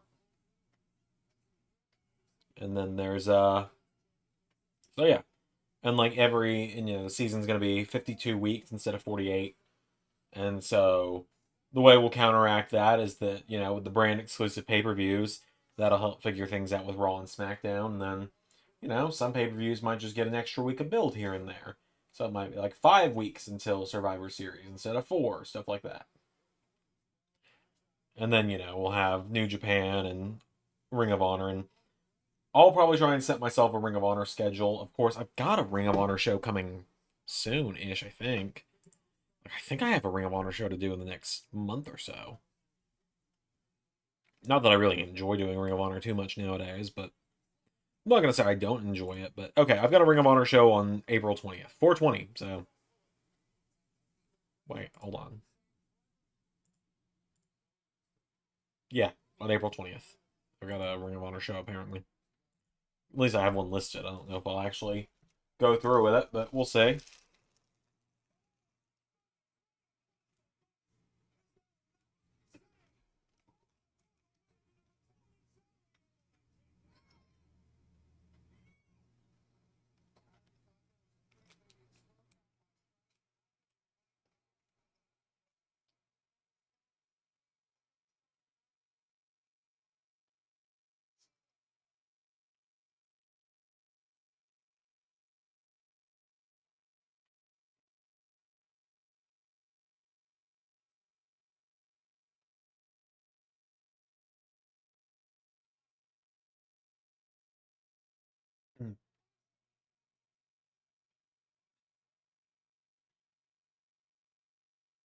You gotta think Kabuki Warriors are gonna retain here. It would be weird if they lost. I will admit, it makes me really sad that, like, apparently Shayna is just kind of destined to be a tag team wrestler in WWE. So I'm confused. Is Slammiversary the next solo TNA show? So you're confused because I haven't announced yet whether or not it is. Currently, I don't believe so. Slammiversary is... No, in fact, it's not. I can confirm now it's not. There's one more. Slammiversary is not until a couple weeks before WrestleMania. Slammiversary will be on June 22nd.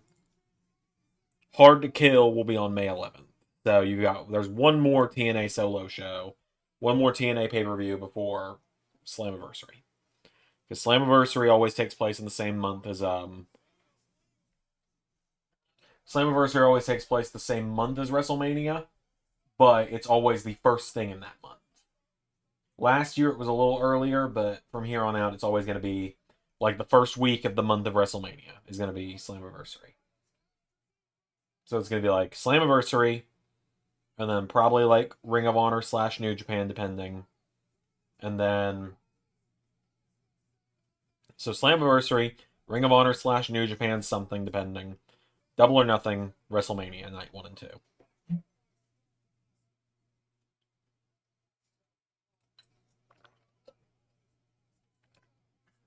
So we become machines for that month, but we do it out of love. Or it might be like Slammiversary, Retro Special, Double or Nothing, WrestleMania.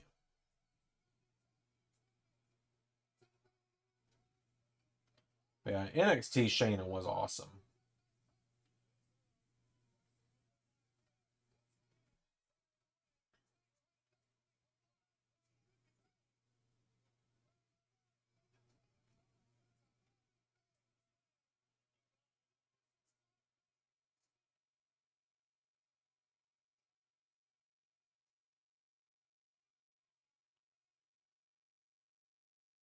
Could you imagine Shayna and Asuka to take over 5 years ago?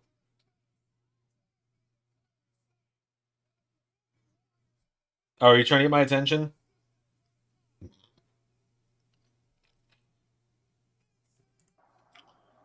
good? Hi. Sorry about that, guys. No, you're good.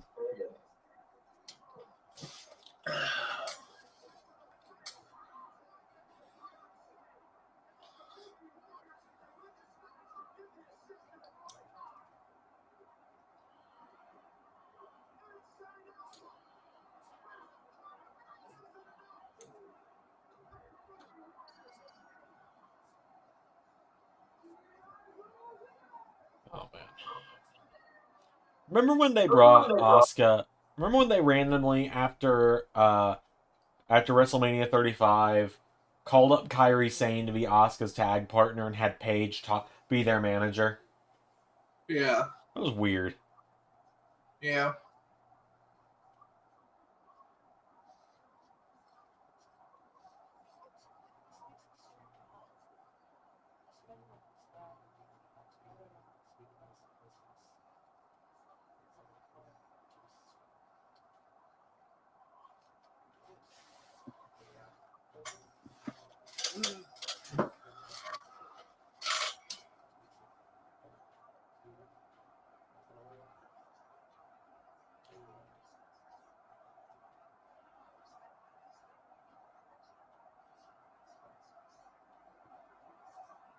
Teasing the idea of Andrade in Judgment Day.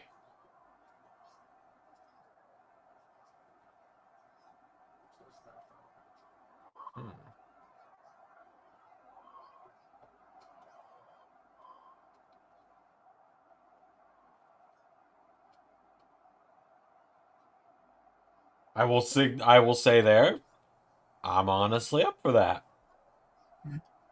Gives Andrade something to do. Yeah. Gets JD McDonough hopefully out of the group. Yeah. So we were talking about this, I think on Friday. Yeah, Friday, because I kind of cleared the air because we'd made some false claims about the accusations against JD a few years ago. And so I was just kind of clearing that air that, yeah, there were accusations, but we were very wrong about what they were and all that. Yeah. The way I stand on him now is maybe one day I'll bring him in the universe, but don't expect him to ever do anything big. It's simply because we could always do with another job guy, is the way I look at it. Yeah. Let's see. Pierre says, remember PCB? Unfortunately, I do, because I was there the night they debuted. The night Stephanie decided to play with all of her action figures in the middle of the ring, essentially. Yeah.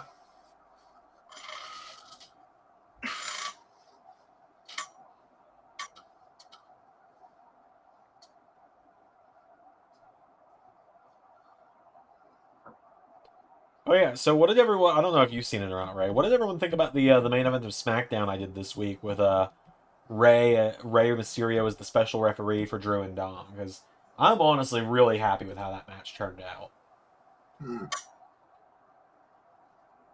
Seemed like it went over pretty well. I really liked it. You know, it's kind of funny that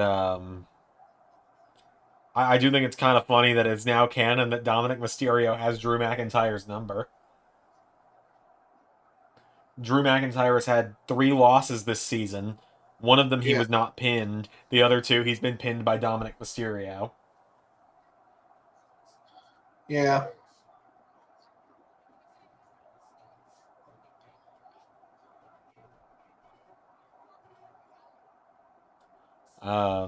Zach says it was an amazing main event. Pierre says, are we possibly getting Andrade trying to recruit Dom out of Judgment Day? Interesting.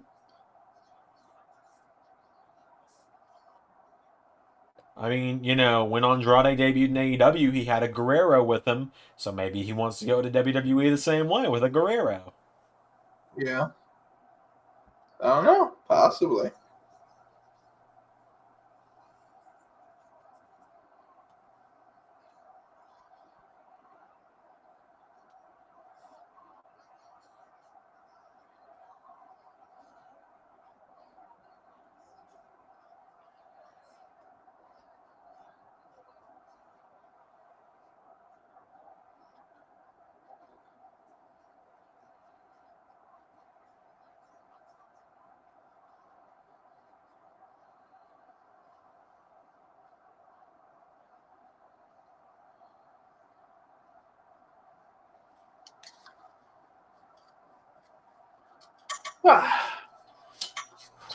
Guys, this is kind of the thick of the stream, I call it. Yeah, that bit like between 9:30 and probably 10:15 where not much is happening, and so we don't have much to talk about because we kind of front-loaded our discussions for the night. Yeah.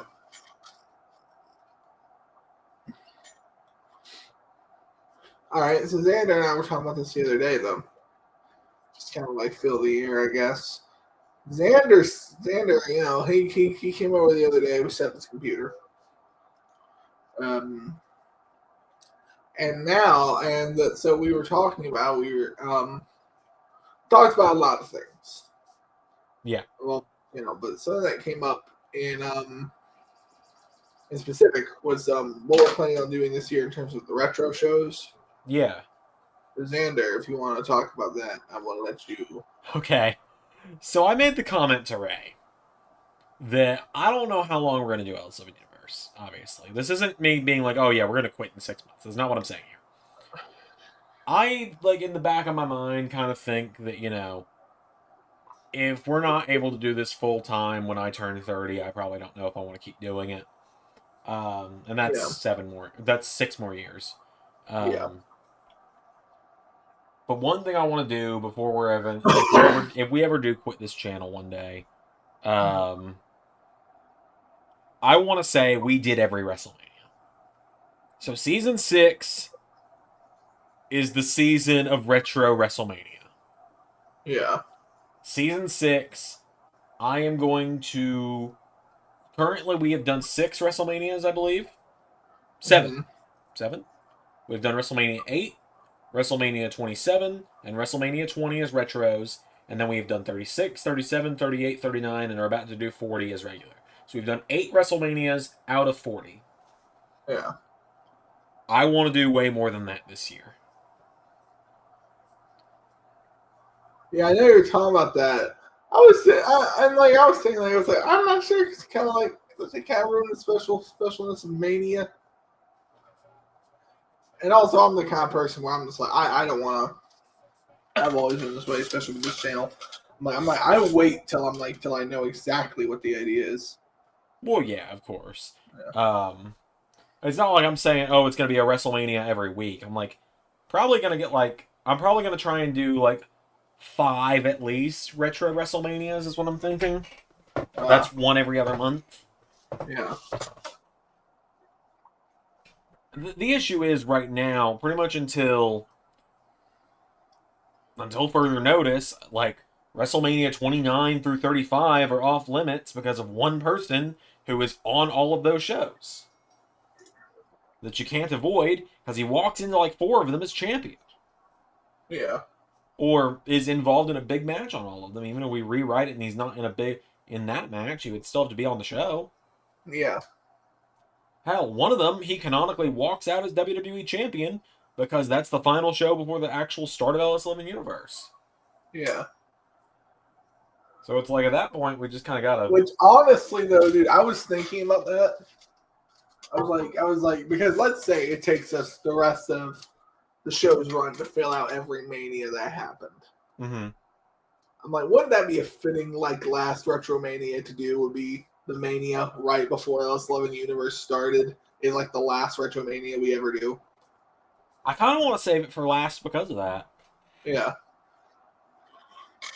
It's like it is weird though that what's gonna be a real slog is gonna be WrestleManias 1 through 10. I mean, well,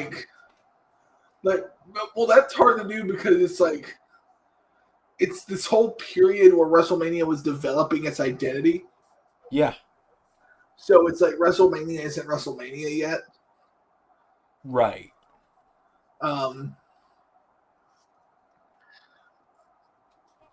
I mean, also there's this extreme thing with the early Manias, especially the first two especially. They were kind of trying to keep up with the NWA. Yeah. Because Starrcade came first, we all know that. But Starrcade 83, or 84, I don't know if you know this, took place in 2 cities. Yes. I do know that. Greensboro and Atlanta. That's why Vince wanted to do LA, Chicago, and New York. Yeah. Yeah. Surprisingly, it's a lot easier running a dual broadcast from North Carolina and Georgia rather than running a multi-level broadcast from New York, Illinois, and then over in California. Yeah. Because I watched Brian Zane's video on WrestleMania 2. Yeah.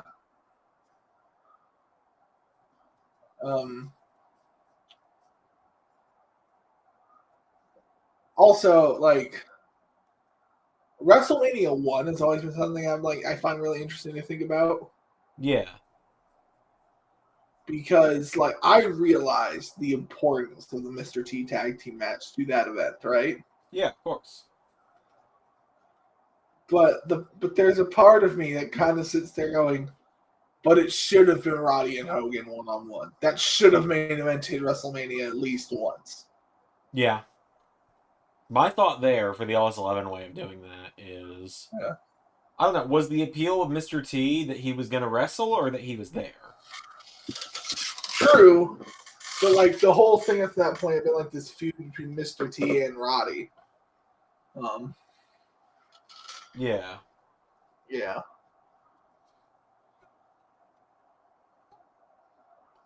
Because what I'd say there is that, because Muhammad Ali was the referee in that match, right? Yeah. What I say there is that, if we're going to rewrite that show, which we will eventually, I'm sure, Ali as the referee, Roddy walks in as champion, Hogan is challenger, Mr. T is the special enforcer, and at one point Mr. T knocks out Roddy Piper. Mm. And that's how Hogan wins. Yeah. Zach says, I'm just waiting for more of the truth storytelling. Oh yeah, the Truth and Miz thing. I haven't done that in a couple weeks. Whoops. Been a little preoccupied with other stuff on the channel. Yeah. I will say that WrestleMania that I think will be interesting to rebook is WrestleMania 9. I Yeah. like because like the ones that are really interesting to rebook are the ones that are like really fucking bad. Yeah. Those are the ones that are fun to rebook. Because then it's like, oh, there's the challenge. Yeah. Like, okay, so we've never. So this is actually a topic Xander and I've never discussed for Retromanias, but it's one that's really important that we answer. Did Austin get hit by the car in 1999? I feel like big injuries we do need to kind of. Yeah, We can't because just it was pretend that because it whoever was got a big injured. injury. It was a neck injury. He was off for a year. Yeah, we can't just pretend that nobody ever got injured ever. Yeah. Like, you know, we cheat with it kind of in the modern stuff because it's like we don't really have to work around it. But Yeah. part of me is considered trying to find a way to work with it. Yeah. Like,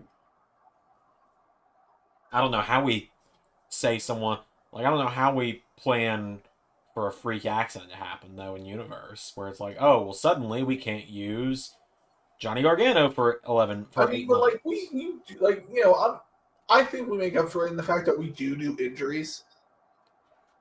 That Yeah, people in our universe mode canonically will get hurt and be out for 6 months. Like that's happened before. yeah, but it's always, like, injured as part of a storyline, though.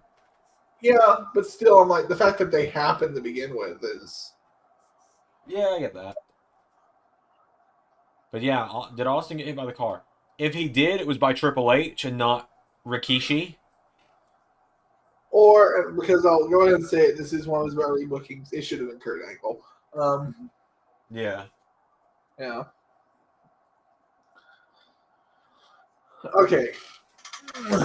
So Xander, do you know the card for WrestleMania 2000? Ooh. That's Big Show, Foley, Rock, Triple H, and Rock in the main event. Mm-hmm. That's McMahon in every corner. Yeah. Which should have just been The Rock versus Triple H. So Xander, this is the year that WrestleMania there was only one singles match on the entire show. Okay. I'm gonna Don't look it up. Huh? Are you looking it up? Yes. Don't look it up. Okay. Because I want to read you these results. I want to see your reaction. Okay. So first up, the match that everyone actually remembers and is good, the tag team ladder match: Edge and Christian the Dudleys, Hardy Boys. First time they ever did it. What? Was that at 2000? I thought that was at X7. No, it was at 2000. Okay. So no, okay. So it was a ladder match. It wasn't called TLC yet. It was just called the Triangle Ladder Match. Yeah. Yeah. But it was the first time of like the pairing of Edge and Christian and the Dudleys and the Hardys. And in the match, they didn't use tables and chairs anyway. So it may as well have been. So, but other than that, you have Hardcore Battle Royal for the Hardcore title. Okay. Where Hardcore Holly eliminated Taz, Kai and Tai, Okay. the Mean Street Posse, the Headbangers, Viscera, the Acolytes, and Crash Holly. And then later on the night, Too Cool in China defeated the Rascals. Okay. Chris pinned Chris. I'll let you decide which Chris that is because I can't say either one at this point. The one from Canada beat the one from Canada. Yeah. Wait, I think I know who won that one. The one that claims he's from Canada but was actually born in the States won, correct? No, the one who was actually from Canada won. Okay. Yeah, so yeah, they beat, and Kurt Angle was there in a triple threat. So Actually, a again? good match. But still, Kane and Rikishi defeated Road Dogg and X-Pac. That was the co-main event of a WrestleMania. Of course it was. And Xander, I have not told you the one singles match on this entire card. No, you haven't. This was a single one-on-one match this year at WrestleMania. Wait, was this Taker and Boss Man in the cell? No, this was the year Taker was injured and was out for Mania. Okay. Terry Runnels defeated the Cats. Jesus. The 90s were an interesting time. Well, 2000 at this point. But interesting time.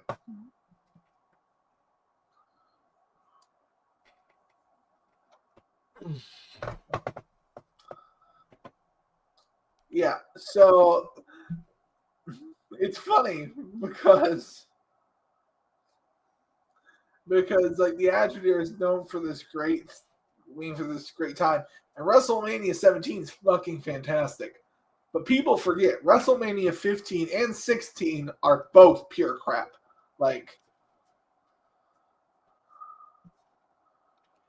Zach says the WrestleMania he wants to see us do is 22. That's not WrestleMania Goes Hollywood. That's 21. That's WrestleMania Goes Hollywood, right? which one? 22? Yeah, that's Big Time Chicago. Oh, Big Time. Yeah. That's the one that's Cena and Shawn, right? Yeah. Big Time. Xander, this was the one you were talking about. WrestleMania 15. Okay. With such great matches as the triple threat hardcore match between Hardcore Holly, Billy Gunn, and Al Snow. Okay. The World Tag Team title match between Owen Hart and Jeff Jarrett, who defeated Test and D'Lo Brown. Okay. Butterbean defeated Bart Gunn. This was that year, Xander. The Brawl for All, yeah. Okay, it was Cena H at Mania 22. Yeah. Shawn was 23. Mankind defeated Big Show by disqualification to become the referee in the main event. Okay. Road Dogg defeated Kim Shamrock, Val Venus, and Goldust for the Intercontinental title. Because when I think workhorse, I think Brian James. Kane defeated Triple H by DQ. 2 DQ finishes at one WrestleMania, and this one WrestleMania was still only 3 hours long. So, Sable defeated Tori for the Women's Championship. Okay. For the European Championship, Test defeated X-Pac. This was the one you were talking about. Undertaker defeated Big Boss Man inside Hell in a Cell. And then hung him. Yep, and then the good match, Stone Cold defeated Rock. God, talk about a one-match show. Yeah. So yeah, those so WrestleMania 9, WrestleMania 11. Here's all the really bad manias where I'm like, okay, we could actually do something really fun here. WrestleMania 9, WrestleMania 11, WrestleMania 15, WrestleMania 16. Honestly, 17 through 24, pretty good stretch. Really, honestly, I know Ruthless Aggression era gets a lot of crap, but every single WrestleMania that happened in the Ruthless Aggression era was a banger. Yeah. That's the weird thing. Everyone complains about it. Every year WrestleMania was great. Except for WrestleMania 25. Yeah, but that wasn't the Resurrection era. That was the first WrestleMania of the PG era. Ah. Zach says, I want to see how you do the Shawn Michaels last WrestleMania in 98 before his injury. I'll tell you, the main event's going to be like the exact same. Oh, yeah. That main event's just about perfect. Down to the Oh, Mike also- Tyson. That was the clear path already. Yeah. Like, There's that no was point the- in rewriting that, but Like, no, Jim Cornette talked about this, how when Brett and Shawn were arguing, like, either of them were going to be the top guy in a couple months anyway. yeah. Like, Jim was like, guys, we're putting the belt on Steve. Like, Steve's the plan. Steve sells more than either of you. Yeah. Like, oh man, Xander. What? They Logan just Paul? put a picture of Buddy Matthews up on the screen. Oh, from when he was at the UFC show with Rhea? Yeah. Nice.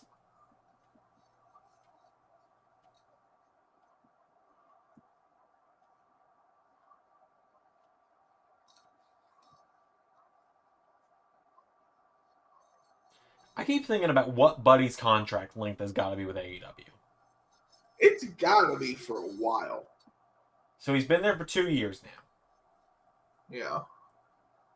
Typically, AEW contracts are 3 to 5 years, somewhere in there. Yeah. I'm going to assume 3 is how long Tony got him for. And that's me being a little selfish. Like, we've talked about this before, and I've told you I promise I will do my best not to be like, oh, I hope this person leaves AEW, I hope this person leaves AEW, when it's someone you use. I think we're at the understanding that this is the one guy I get to be like, I can't wait for him to be back in WWE. Yeah. Just because he's like one of my favorites, which is Buddy. Yeah. Even though I will say, I think I've done a great job booking him. You've done a fantastic job booking him. I thought I thought taking the international title off him was going to be like one of the first things you did. No, he was the last of the Xander champions from AEW to lose. And he still got it back a few weeks later. Yeah. It's because you secretly wanted me to have to record him losing it. That's why you orchestrated your computer getting stolen.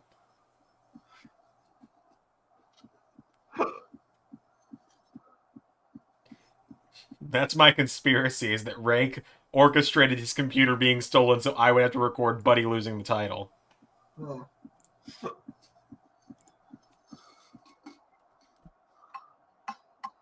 So we're gonna follow up on the Jimmy and Jay stuff. I feel like I'm the one person not interested in it. But I'm like the one person who's just so done with the bloodline stuff at this point. I think I'm here for this one thing. If Roman wins again at WrestleMania, that's when I'm really just like, fucking why? Yeah.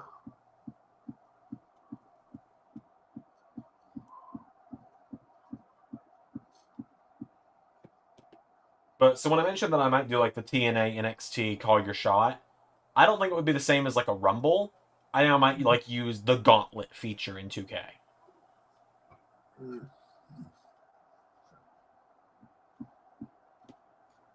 Yeah. I don't know what I would. I want to like merge Iron Survivor and Gauntlet is kind of what I want to do. If that makes any sense. Which I think, now that I think about it, you could probably do Iron Survivor with a modified Gauntlet match for NXT. I'll explore. I thought Iron Survivor was the championship scramble. It kind of is, kind of isn't.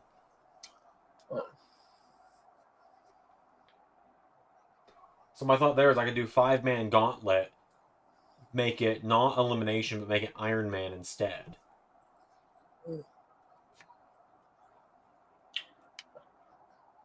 Zach says, can't wait for NXT Deadline. Yeah, that's the next NXT special after Worlds Collide. I don't have a definitive date for that one yet, though.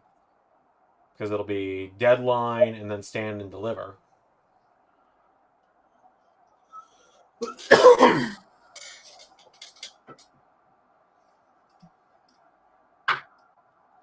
We're getting really close to the end of season 5, though. Yeah. 5 seasons, man. Yeah. This is it, Xander. This is the tipping point for a lot of shows. I know. We're either going to keep going after this or we're going to fall off dramatically. Yeah. Depends. Are we going to be a South Park or are we going to be a Supernatural? Ooh, deep cut.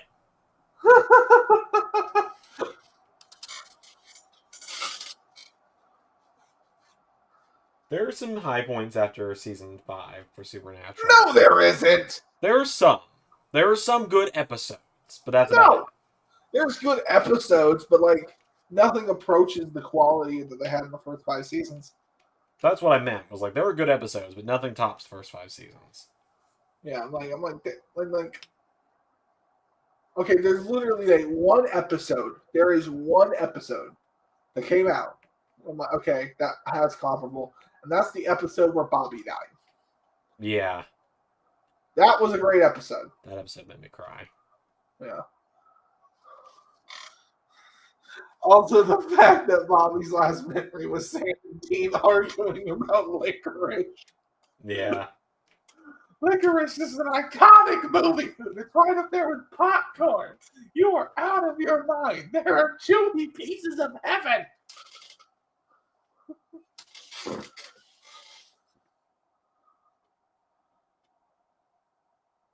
God, I remember when Gunther won the Intercontinental title. I was in Puerto Rico that week for that vacation with my in-laws. And which was an interesting trip, to say the least. I had a good time for a lot of it. Yeah. My in-laws and I are just very different people when it comes to activities on vacations, is what I will say there. They strike me as like the up at 6 a.m. on their vacation people.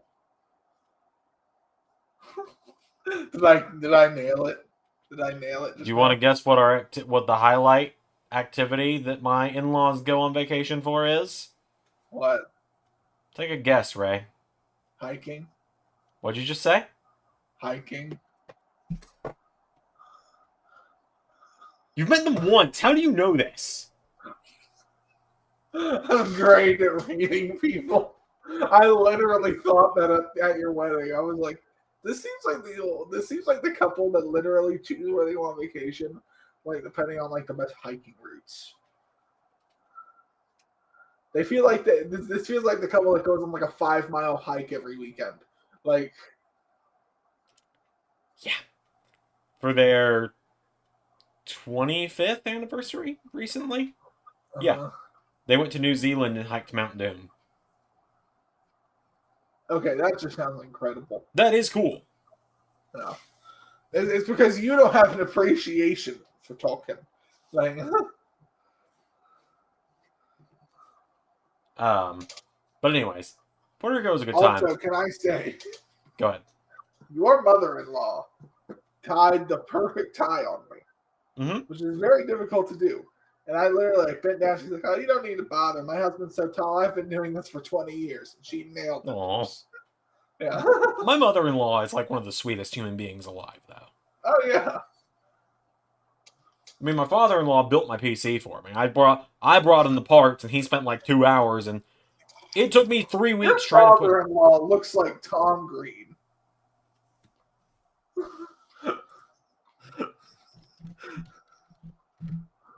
Holy shit! Have you never seen Tom Green before? I cannot say I have now. He looks a lot like him, doesn't he? If you see a young version of my father-in-law when he didn't have a beard, he looks just like my wife. It's weird. So he has the chin under the beard. Good for him. Good for him, man. A lot of guys don't. I don't know any, you know. What do you mean, Ray? What do you mean about guys not having a very strong chin under their beard? I don't know what you're talking about. I don't know what you're talking about, Ray. I have a great chin. I don't have a beard to hide the fact I don't have a very good chin.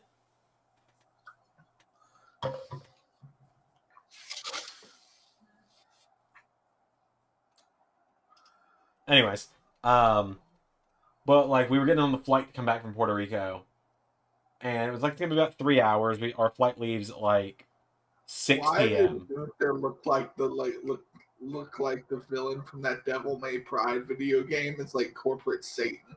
Yeah, but so it was where I'm going with that is, it was the Friday night. Gunther was gonna be challenging for the Intercontinental title. I was like, Gunther's gonna win the Intercontinental title. Or I was calling him Walter still at the time because I was still fighting the name change. At this point, I agree with everyone. I agree with Gunther himself. If his name had been Gunther and they changed it to Walter, everyone would have been complaining still. Like, if you put the stink on the Gunther part of it, it's still just as intimidating. Anyways, I still prefer Walter. what? I still prefer Walter. I know. I think I'm just used to Gunther at this point, so I just stick with it. It was like we fought it for a very long time in Universe. Mm-hmm. And I think what's really funny is we just kind of did the change without announcing it or giving any storyline reason. It was just suddenly new game. Oh yeah, this is Gunther, Ludwig, and Giovanni, not Walter, Marcel, and Fabian. I will say Ludwig Kaiser and Giovanni Vinci are better names than Marcel Barthel and Fabian Eichner. Mm-hmm. They're more intimidating names. But anyway, I was like, oh, I'm so excited. I'm going to see Gunther win the Intercontinental title. Our flight leaves at like 6:30, and it's got, we're on Delta, and it's like, oh yeah, it's got cable TV built into the little screens. I'm like, awesome. 8 o'clock comes, I click it, click Fox, network not available. It's like, wow, I have not watched SmackDown in years at this point. Like, last time I'd watched SmackDown before then, before June 2022, was like 2019 when Brock squashed Kofi, and I was like, alright, I'm not doing this. Zach says he has exciting news to share. Go ahead, Zach. I'll keep talking. And then, of course, the flight didn't have it, so I ended up watching Pirates of the Caribbean on the flight back. Maybe it would have been more sense to watch on the way there to Puerto Rico. So I had when I rewatched the Pirates of the Caribbean movies, I had a revelation. Okay. I don't think CGI has gotten better since Davy Jones. Okay. I think Davy Jones is the peak of CGI in movies. Okay. I mean, even if you look at him now, he still holds up. Yeah. Dave Jones, giant squid. Also, what a villain.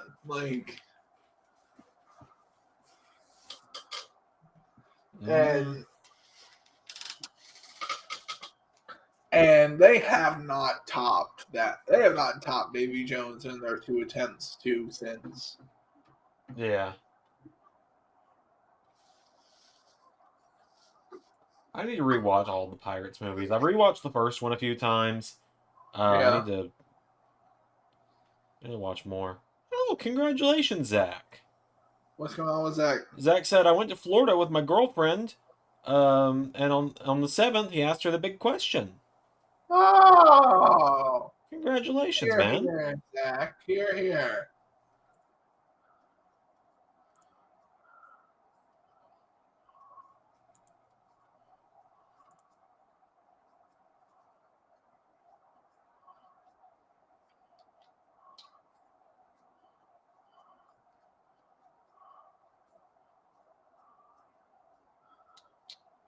Oh, I'm getting another advertisement about an extraordinary seating experience.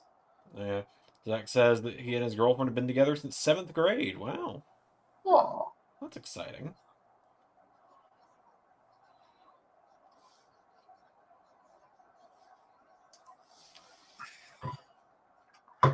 My girlfriend has talked about getting involved in content creation before. Mm-hmm. And so not to get too much into my partner's business. Yeah. But she so she is Romani, Yeah. which is a very bullied group. She's already been bullied online. She's not even a very public figure, like by total strangers for being Romani. Yeah. And I've been like kind of warning her on because I've been like, babe, do it if you want to. I believe in you. You have a great personality. But people can be brutal. Like,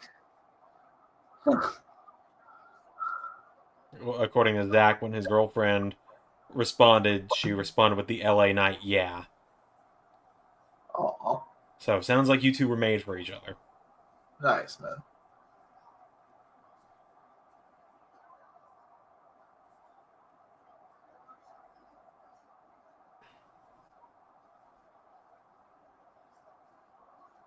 Oh, CM Punk's back in 2 weeks.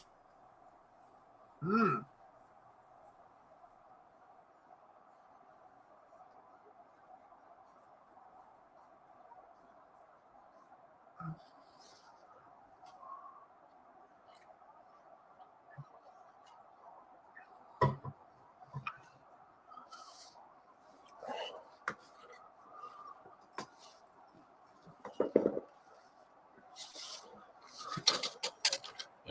Any advice?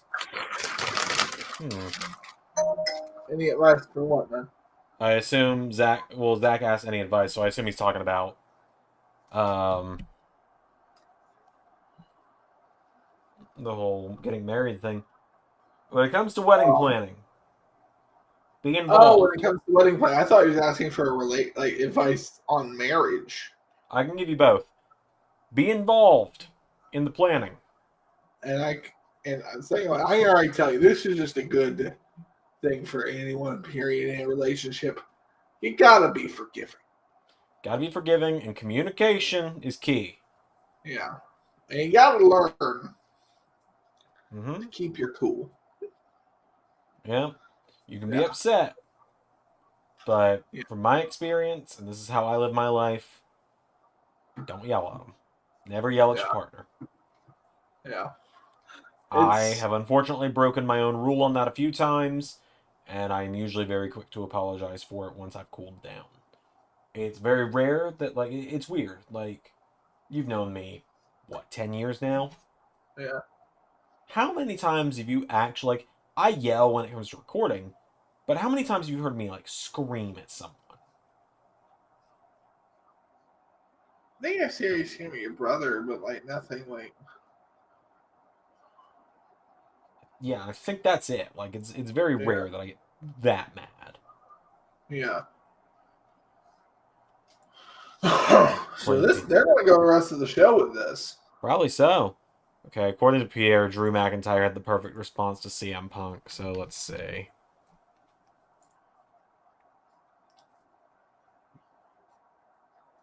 Oh my god. What? Drew's response was, "Yay, CM Punk is back, yippee!" And a gif of the fan that was crying at CM Punk's AEW appearance. You know what I'm, like, waiting for? I'm just waiting for Drew just to have, like, for, like Larry to be brought up. Like, CM Punk's dog. And just Drew to just go, like, you know what, Punk? Fuck your dog. Just like...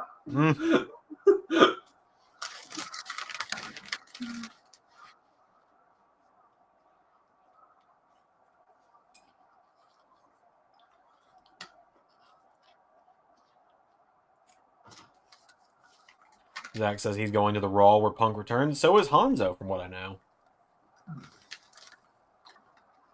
Oh yeah, Drew is shitposting his way to the world title. Oh my god. So, anyone want to take a guess at how many days I've gone without changing my calendar?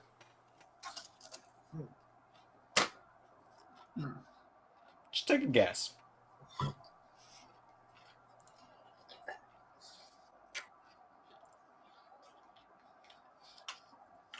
I'm also a popcorn. 10. 21. Mhm. Zach says he actually read Drew's autobiography. I listened to it on Spotify because I'm not a very good reader. Whose autobiography? Drew McIntyre's Chosen Destiny. Uh, Pretty good. I listened to him read it out loud on Spotify because I am not very good at reading. Like, I know that might seem crazy coming from a guy with a journalism degree, but I'm not very good at reading.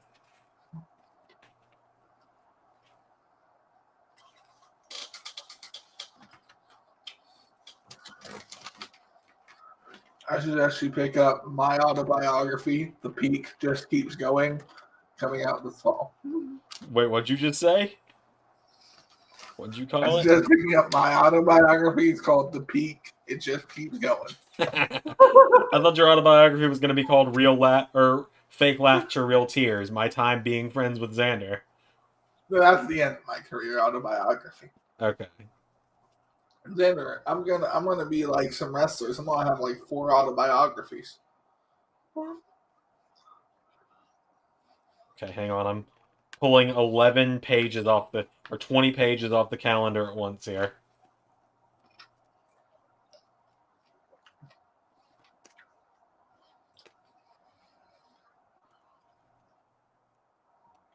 Got it.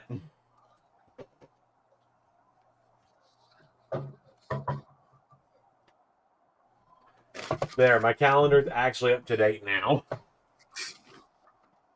For now. Ask me again in 3 weeks. Hey man, when you're in a bad place mentally, it's hard to do basic tasks sometimes. Oh yeah, man. No, I get it.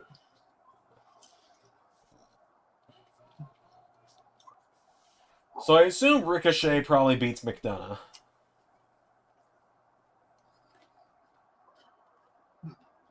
Um, Also, someone seems to have lost their ring in the middle of the ring, it looks like.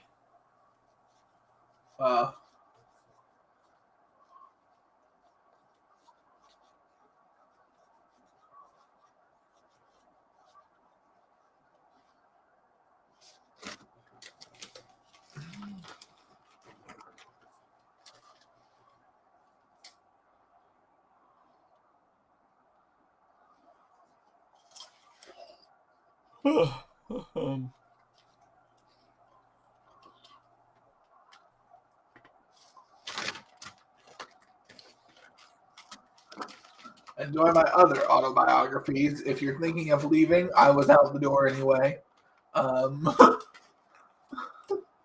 Zach says he reads a lot of wrestler autobiographies. I've read a few. I've got Becky Lynch's on my... I've got Becky Lynch's and John Moxley's on my to get around to list in Spotify. Let's see.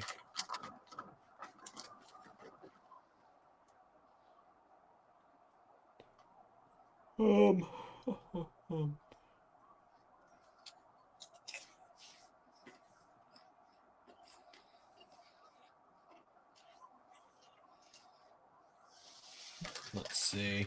Pierre asks, so, who do you think joins the tag ladder match for the SmackDown side? I say Pete Dunne, or Pretty Deadly, and I assume NCR, New Catch Republic. Tyler Bate and Pete Dunne, and maybe A-Town Down Under. So, it's only 2 teams for SmackDown, 3 teams for Raw. They announced that earlier. So I assume probably Pretty Deadly and New Catch Republic for SmackDown. And then Raw, I assume it's going to be DIY, Awesome Truth, and I would put the Creeds in there, but I wouldn't put it past them to throw New Day in there instead.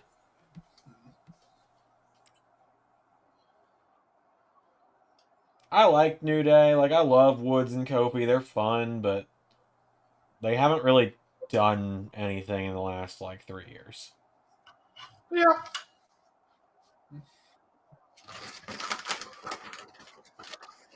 Which I hate to say, because I love New Day. Like I said, I do love New Day, but they kind of One good thing about New Day was they always found something new to do for a while. For multiple years, and it was like each time they won the tag titles, they did something new. But it's been, you know, pancakes and cereal for almost a decade now.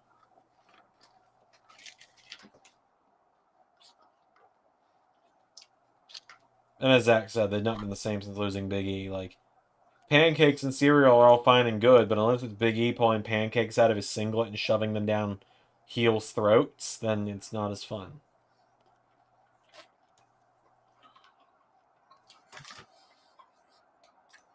Like, we got serious Xavier Woods a couple times. What are you supposed to do? What else are you supposed to like find to like shill a product? What was that? What other thing can you have them shill? It's true. Well, it's like Right. with the pancakes, they didn't even shill pancakes because WWE didn't put out like branded pancakes. Which honestly, like, why not? Like frozen pancakes, a pancake mix. Frozen Maybe- pancakes that have like the WWE logo on them. Yeah, or like fruity pebbles in them. Yeah. Like, and then you had the New Day Pop, like New Day Pops, where they were driving an ice cream cart around, and then WWE ice cream bars were still 4 years away. Yeah. I have an idea. Hmm.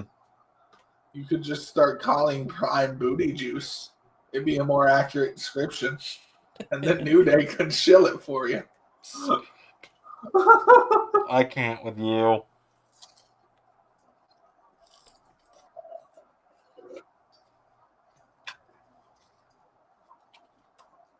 I do think it's a little odd that if you're going to make me buy into Chad Gable pulling, like, a big babyface comeback through this gauntlet, why isn't he starting it? I think JD's gonna cheat to beat Ricochet, I think you're right. and then Gable's gonna come in, beat JD. Honestly, I think you probably should have had JD already cheat to beat Ricochet by now. Yeah, they've been going a little too long. Yeah. Because they've been going for, like, over 10 minutes. Yeah, in Gauntlet, you shouldn't have, like, the first 10 minutes shouldn't be, like, towards the latter half. You should try to keep things relatively quick in the Gauntlet, because then, like, you're losing the fun of the Gauntlet. Like, Yeah.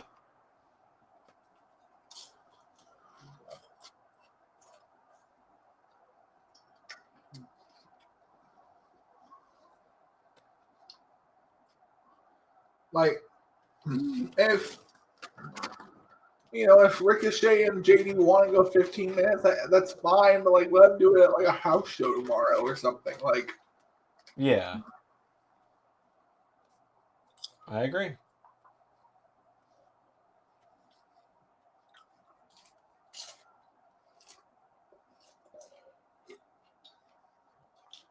Oh, there we go. Oh! I'm a good bit behind you, buddy. It's not over, don't worry.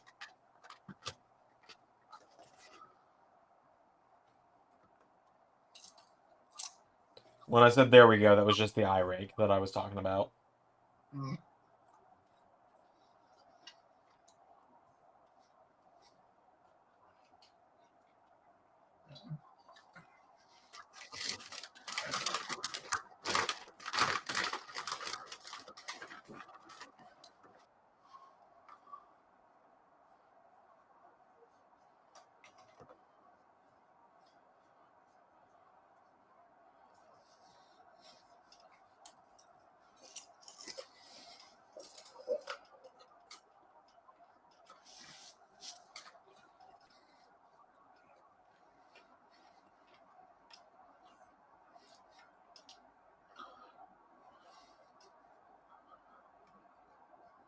Yeah, they've been going 13 minutes now.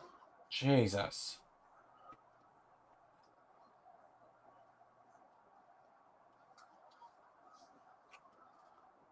It's also just taking time from other people who could be featured more in the Gauntlet.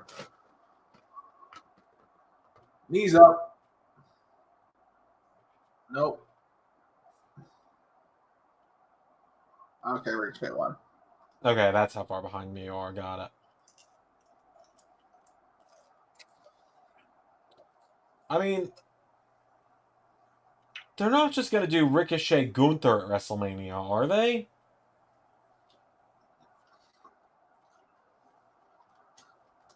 No. It's like, I don't see why you don't save Bronson Reed for last and have Sammy or Gable, whichever one it's going to be exhausted and have to overcome him. Yeah. That's what I was thinking too. I was like, oh, Bronson's going to be last. Yeah, that's what I was thinking too. Because, like, who else is left? Sammy, Gable, and Nakamura, right? Nakamura's in this, isn't he? Mm. Zach says, could you see Pat versus Dom with how bad Pat talks about Dom on commentary? Maybe. And I'm only saying that because I wouldn't rule out Pat doing a match at WrestleMania.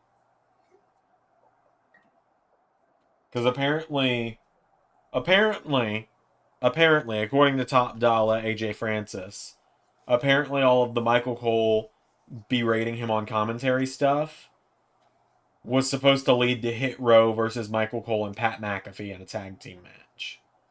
Mm. Which would have been fun, I'll admit.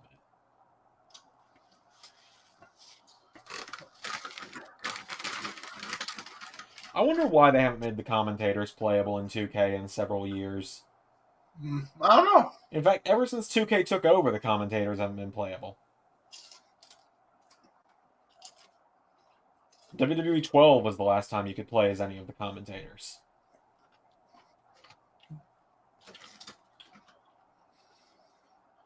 I don't know. Sometimes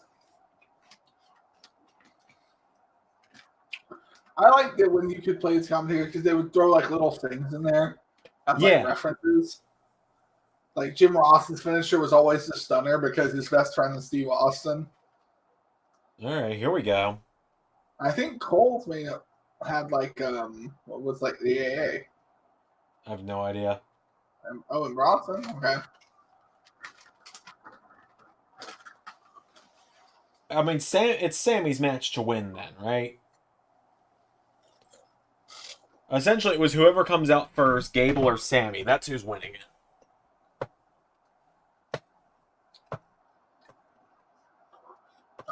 I mean, Sammy also has a lot of appeal, you know. There's still one more over guys on the roster. He is. Shotway was a year ago.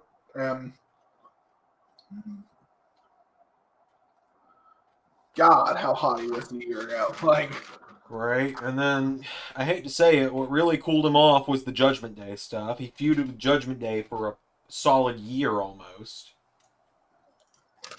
mm-hmm. Seriously, Sammy and Kevin started feuding with Judgment Day like 2 weeks after WrestleMania in WrestleMania 39. Like, they finished their business with the Bloodline at Backlash in the 6-man tag match. Yeah.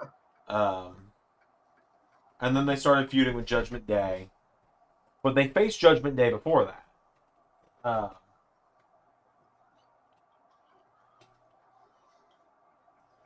They fought Judgment Day like 2 weeks before Backlash because Solo cost them the match. And they literally feuded with Judgment Day until Survivor Series.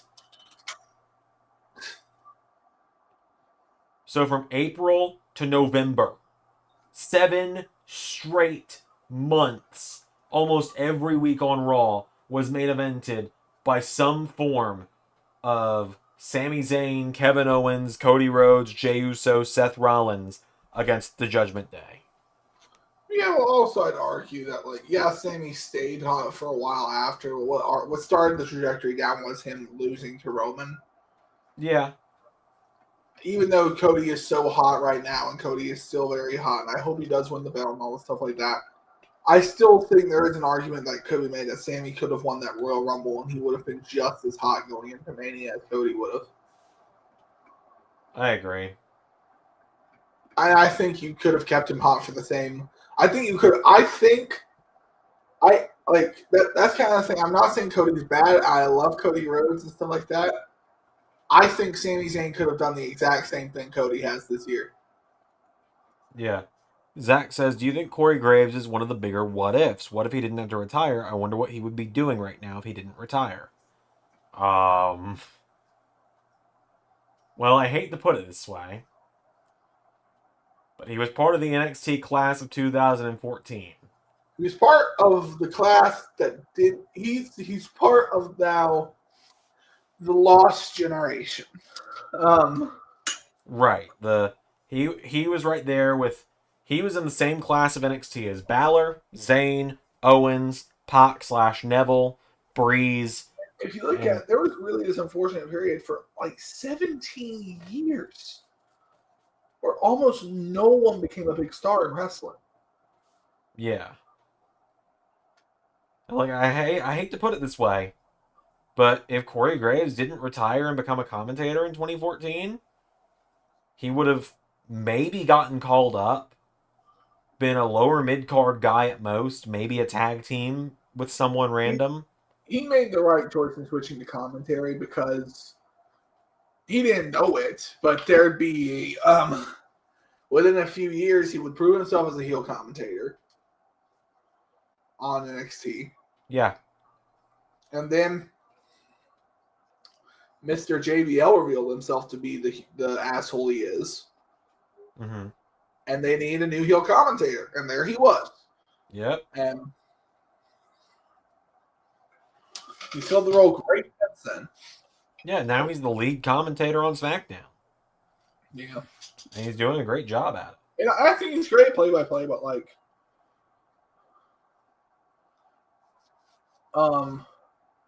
but to answer the question, like someone who I think is oddly, I don't think, Tom, whatever his name is on the TNA, I don't think he got enough credit, honestly. I really like him. oh yeah, Tom Hannafin. Yeah. He's awesome. I'm glad that Michael Cole is having some fun now. Yeah. Yeah. Like, I was texting him, like, it's so great to see Michael Cole being able to have fun It and is. appreciation instead of just being yelled at probably all night in his ear. Yeah. Which, but yeah, to answer the question, as grim and mean as it sounds, if Corey Graves hadn't had to retire, he'd have maybe gotten called up, maybe gotten a lower mid-card run at best, probably a jobber, and then eventually released. And he would probably be like one of those guys, and unless he found a way to reinvent himself, he would probably be in like TNA or something. Or just on the indies in general. Have you heard like what's come out about like Cole and his new commentary role? No, I have not. It's like become hilarious because people have said like, oh yeah, like now commentators it's like a totally different thing because Triple H will go like 5 minutes and he won't say anything. Yeah. Because there's like really nothing to say. It's like you're a wrestling commentator, commentate the wrestling. Like, yeah. So it's funny. I got down a rabbit hole recently. I was watching. I listened to the Cultaholic, like remembering WCPW podcast they did. Yeah. I think it was like last year when I was getting ready to move that I listened to it. And Adam Pacitti was talking about how like he was the guy in the back talking to the commentators always, like through the headsets. Oh. And anyway, I that's the most reacting I will do so that you don't get anything spoiled. But anyways, he was like, I'm sitting there and I got Jim Cornette and JR and all these legendary commentators at the desk. I'm not going to tell them what to do. I just give them story points of like, hey, here's what's been going on. But then they did their first ever Rumble, the No Regrets Rumble. And Adam was like, and so I just told the commentator, I was like, all right, guys, I'm going to go dark for about the next 5 minutes. Watch this. 3, 2, 1. Boom! And it was Adam Pacitti in the Rumble. And he was like, and I was blown up by the time I walked through the curtain. It's just one of the funniest things to me. So I assume you've seen what happened with Sammy and Bronson now? Yeah. Oh, no, yeah. Oh, no, Jim Cornette commentate. There was a clip recently where Jim Cornette commented on his time in WCPW. Oh yeah, Yeah. where he watched Adam Blampier get his suit ripped off and get beat up while he's wearing tidy whities. Yeah. No. Yeah, and he's like, I honestly thought they were a real business and had something going for them, because they had Drew Galloway at the time, and he was cutting really good promos, and I liked him. And then I was invited to the show they were doing WrestleMania weekend, and I was like, the British company is doing a show on WrestleMania weekend? Apparently they're going to fly all their guys out to America. Came to find out how much that cost. He was like, and he goes, and I show up and they're doing it in the warehouse in front of 200 people. Yeah. He goes, and I was like, damn, I thought you guys were legitimate. Now I see you're an Outlaw Mud Show. And unsurprisingly, I saw Drew at WrestleMania that night, or at NXT that night. And I was like, wow, that was the right choice. Yeah. So it's funny, when I listened to Drew's book about, his time on the indies and stuff, he mentions WCPW by name. Mm-hmm. Well, I imagine so. It's where he got a lot of stuff done. Oh, he doesn't really have anything good to say about them, though. That sucks. Well, here's why. Uh-huh. He never calls anyone by name. But he says, I was there, and I was supposed to have a match with their champion, who was much smaller than me, Joseph Connors. Yeah. And his finisher is a cradling DDT. And he was insisting he could do it to me, but I was worried because I'm a solid foot taller than this guy. He was like, I told him I was worried something would go wrong. Something went very wrong. Yeah, that's where he got the lower back injury, isn't it? WWE tells you it was a lower back injury. Drew broke his neck. Drew laid in the ring for almost 45 minutes because there were no paramedics on site. Damn. Which, legally, any sporting event in any country is supposed to have paramedics on site. No, that's what he talked about. What's the thing that's what Jim Cornette talks about, was the thing that told him that WCPW wasn't actually a legitimate organization. Mm-hmm.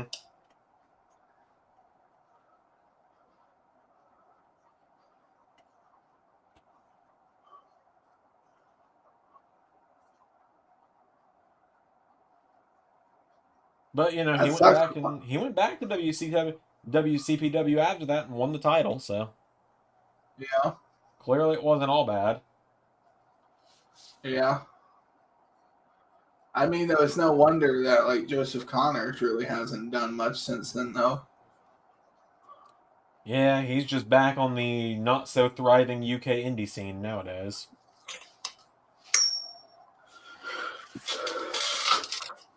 Makes me sad because I obviously like Joseph Connors.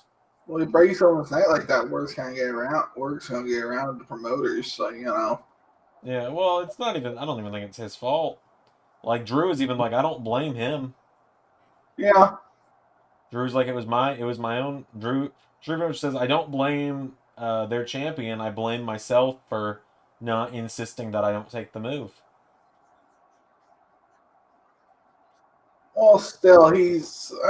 I know Drew's cutting him slack there, as he should, because his. And I understand he probably has the logic of, I'm already at the top star in WWE. I'm not going to kick this guy while he's down trying to build a career for himself. Yeah. But don't say you know how to do something and not actually, don't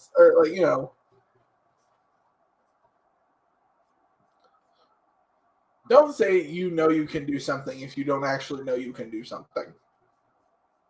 Okay, I'm going to say it here and now, and I think you're going to agree with me. When you have Sami Zayn and Shinsuke Nakamura wrestling on your show, don't give Pat McAfee 90 uninterrupted seconds with a fucking drawing tablet. Oh, yeah. To recap something.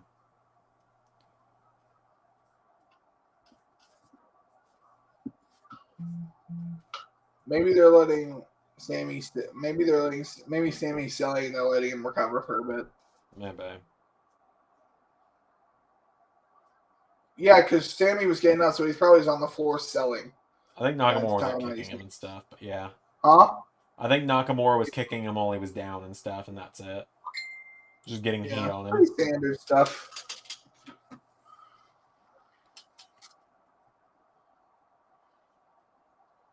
Zach says, I was watching TLC Season 2. Drew versus Adam Cole still holds up.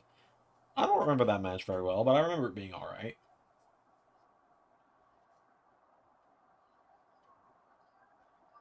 Adam Cole's World Heavyweight title run is so interesting to me. Yeah. Because I think it's good. Oh, yeah. I just think it's also like, if you want to point to any run of his in our series that shows you how seriously we take that guy, you point to that. Because in that, like, 5 months he had the belt. Yeah, 5 months or so. Yeah. Every pay-per-view, he's beating a top guy. Oh, yeah. Well, no, we took the reign very seriously because we knew it had to be short, but at the same time, like, and also we wanted it to feel like it mattered because we knew he was beating Tommaso and Gargano was beating him. Yeah. I'm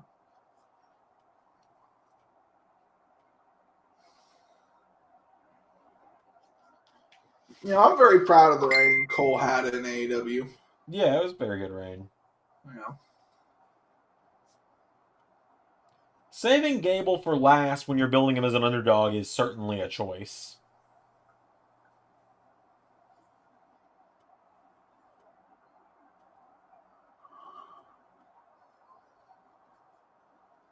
I mean, why not have it be Shinsuke? That way you could at least have it be a heel and not two underdogs. I don't know.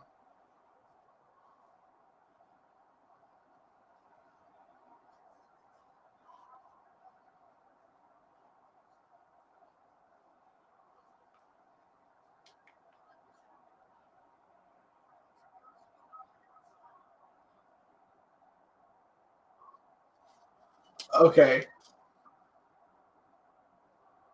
Okay. I want you to imagine something. Okay. Sammy beats him here tonight, and this fuels Gable's like heel turn, I could see it. where he becomes like, I hate saying it, but like Perk Angle in TNA, he just becomes like this like extremely intense technical wrestler, like Yeah. just wearing like a black singlet, just like fucking shadow boxing, like Ditches the Alpha Academy clowns. yeah, just like suplexes all of them, including Maxie, just like. Oof.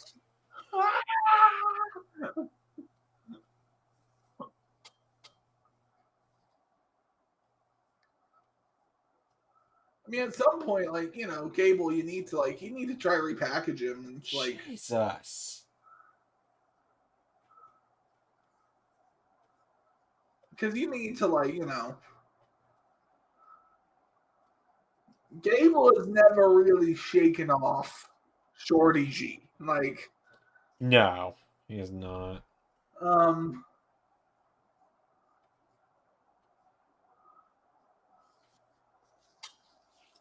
And so I think a way to do that would be turning Gable heel and see what he could do with it, Yeah.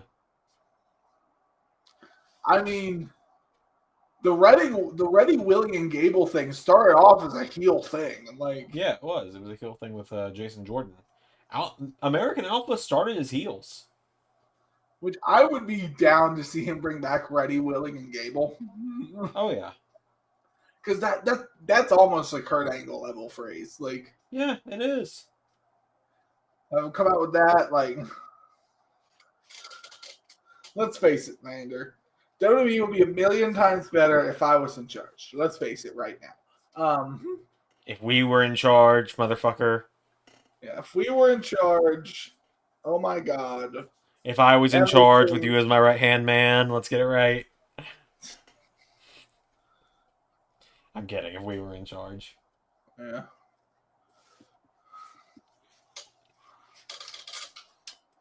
First order of business, Phil! I hear you want a main event WrestleMania. Well, that'll never happen! No, hold on. I hear you want a main event WrestleMania. Well, yeah, I do. Alright, you just gotta do one thing. Okay? Go to twitter.com/Xander_LS11. Okay, it says I have this account blocked. Unblock it, Phil. Unblock it, Phil. That's all you have to do, Phil. 5 minutes later, Phil took a shit on the desk. So it's funny. Like, WWE meet and greets are so fucking expensive. But if CM Punk ever does one in an area, like at a convention or something that I'm going to be at, I am going to go meet and greet with CM Punk. Okay. And be like, hey, can you please unblock me from Twitter? I'm going to write him a formal handwritten apology letter asking him politely to unblock me, explaining that I was dumb and 15 years old.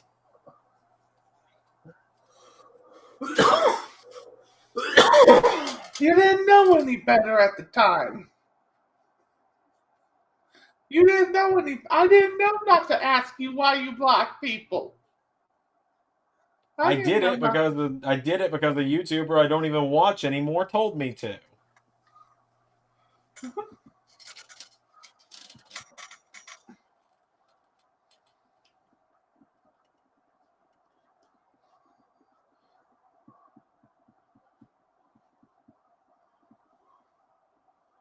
Gotta love creepy CGI Hulk Hogan. Mm-hmm. And creepy CGI Stone Cold too. Yep. I think Stone Cold's the weirdest looking one of all of them, because at least everyone else has like the hair to hide them a little bit. Yeah, I guess. My story started at the beginning, brother. Well, where else is it gonna begin?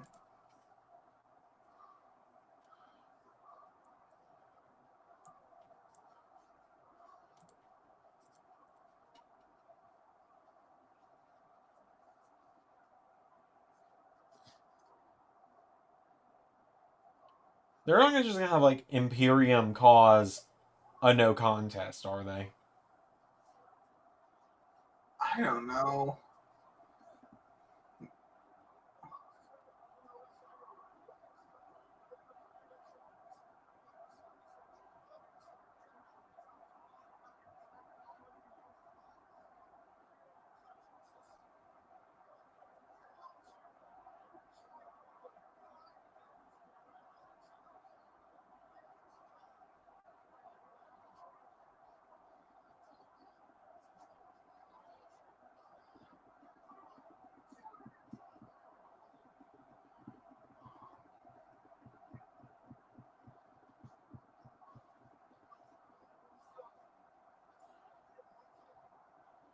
Sam, did you ever share the season 6 roster document with me? I don't think I did. Let me go to that. Yeah. Sorry, I was trying to look at that because I was like thinking about like some bookkeeping places in the back of my head. I was like, wait, I don't think you ever shared that. Yeah, I didn't. My bad. Let me do that real quick.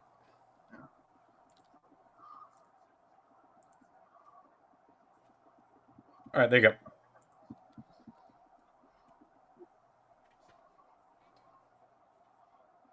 I mean, like, it's either one of these guys loses. Like, because if Gable wins, he just kind of looks like a dick. Yeah. And it feels like he didn't earn it. If Sammy wins, then Gable just kind of has no path to WrestleMania. No, but like I said, if Sammy wins, I think you could use that to fuel a Gable heel turn that could go beyond Mania if you want to make Gable like a long-term project. Okay, yeah, I can agree with that. Where he was like a main eventer by the end of the year. And that I can agree with. But like I said, like I think like we would need to literally like change everything. Like yeah, change the look. Have him ditch Otis and Akira Tozawa. Have him develop like a mean streak to him, and you know, have him grow out his hair again. I liked Gable best with the long hair. Dude, it takes so long to grow your hair out. I know. I mean, like, this is Sami Zayn with, like, what, 4 years of growth at this point? Yeah. I mean, he's got it trimmed a few times. Yeah. I really thought last year when he turned face, he was going to go back to short hair. But looking at him, I think I know why it's long. Yeah, it makes selling look better. Makes the selling look better, and you can see where the line for the hair is for Sammy. Yeah. Poor Sammy's hairline. I think years under the El Generico mask are starting to kind of show on the hairline. Yeah. Same reason I don't wear my Boston hat all the time anymore. Yeah. I don't want to be bald by 30. Mm. Zach says, never forget, Gable once beat Roman Reigns in the series. Yeah, he did. Damn. So did Ali. Yeah. Completely forgot about that.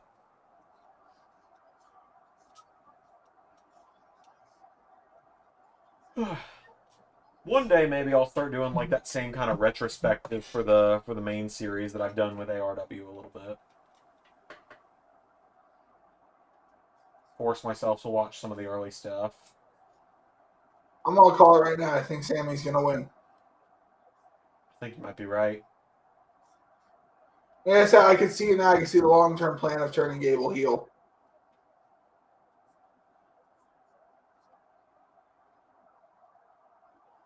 Because let's be honest, Oda, Sakura Tsunawa, and Maxine, they have like a limit of like mid-card status at best on them. Yeah. Without you, I'll be mid-card at best.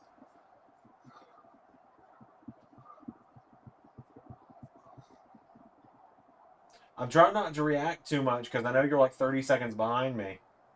The match isn't over yet for me, I'll tell you that much.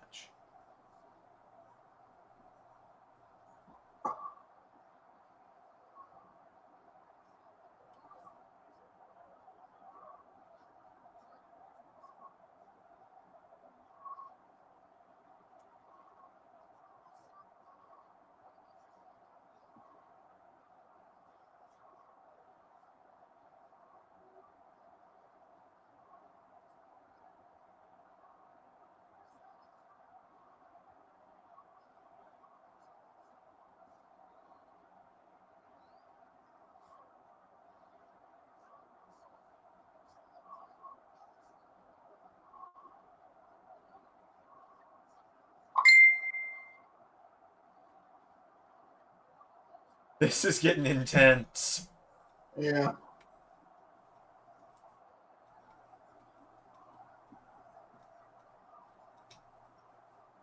You are not about to go to a commercial in the last 3 minutes of Raw, are you? No, we're good.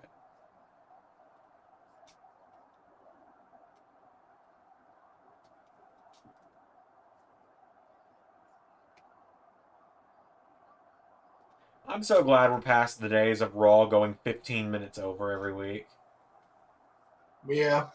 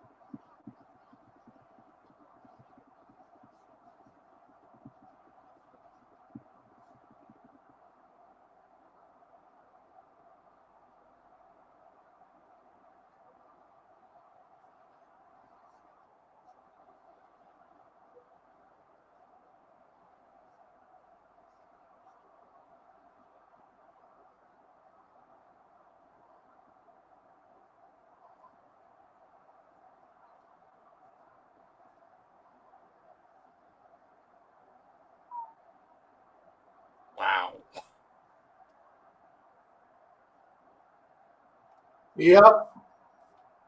Did you get to the end? Yep. Gable's turning heel. I agree. That finish tells me he's turning heel. Yeah.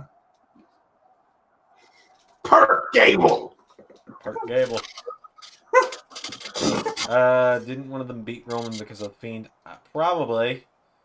And then one time WWE went almost an hour over because of Cena and Punk. I wasn't around for that.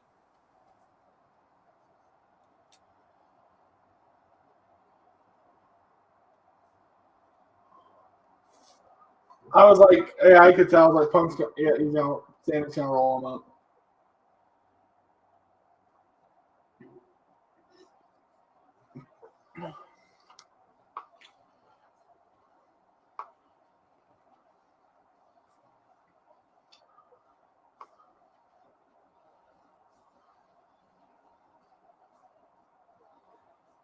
Yeah, they're gonna turn Gable heel.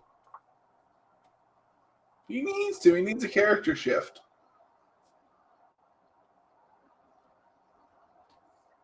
Sammy and Gunther at WrestleMania, though. That's gonna be a fucking banger. Yeah.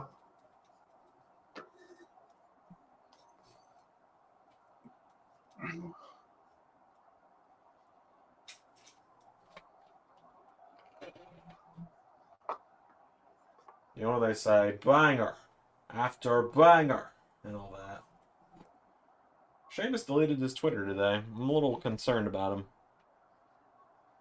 Why? Because there was a lot of Sheamus hate going around on Twitter today, and then he suddenly deactivated his account. Poor guy. Sheamus doesn't deserve any hate. He just seems like a genuinely really nice guy. Hmm. Okay. Well, that's it for Raw. Yep, guys. So, like, I guess we just kind of, like,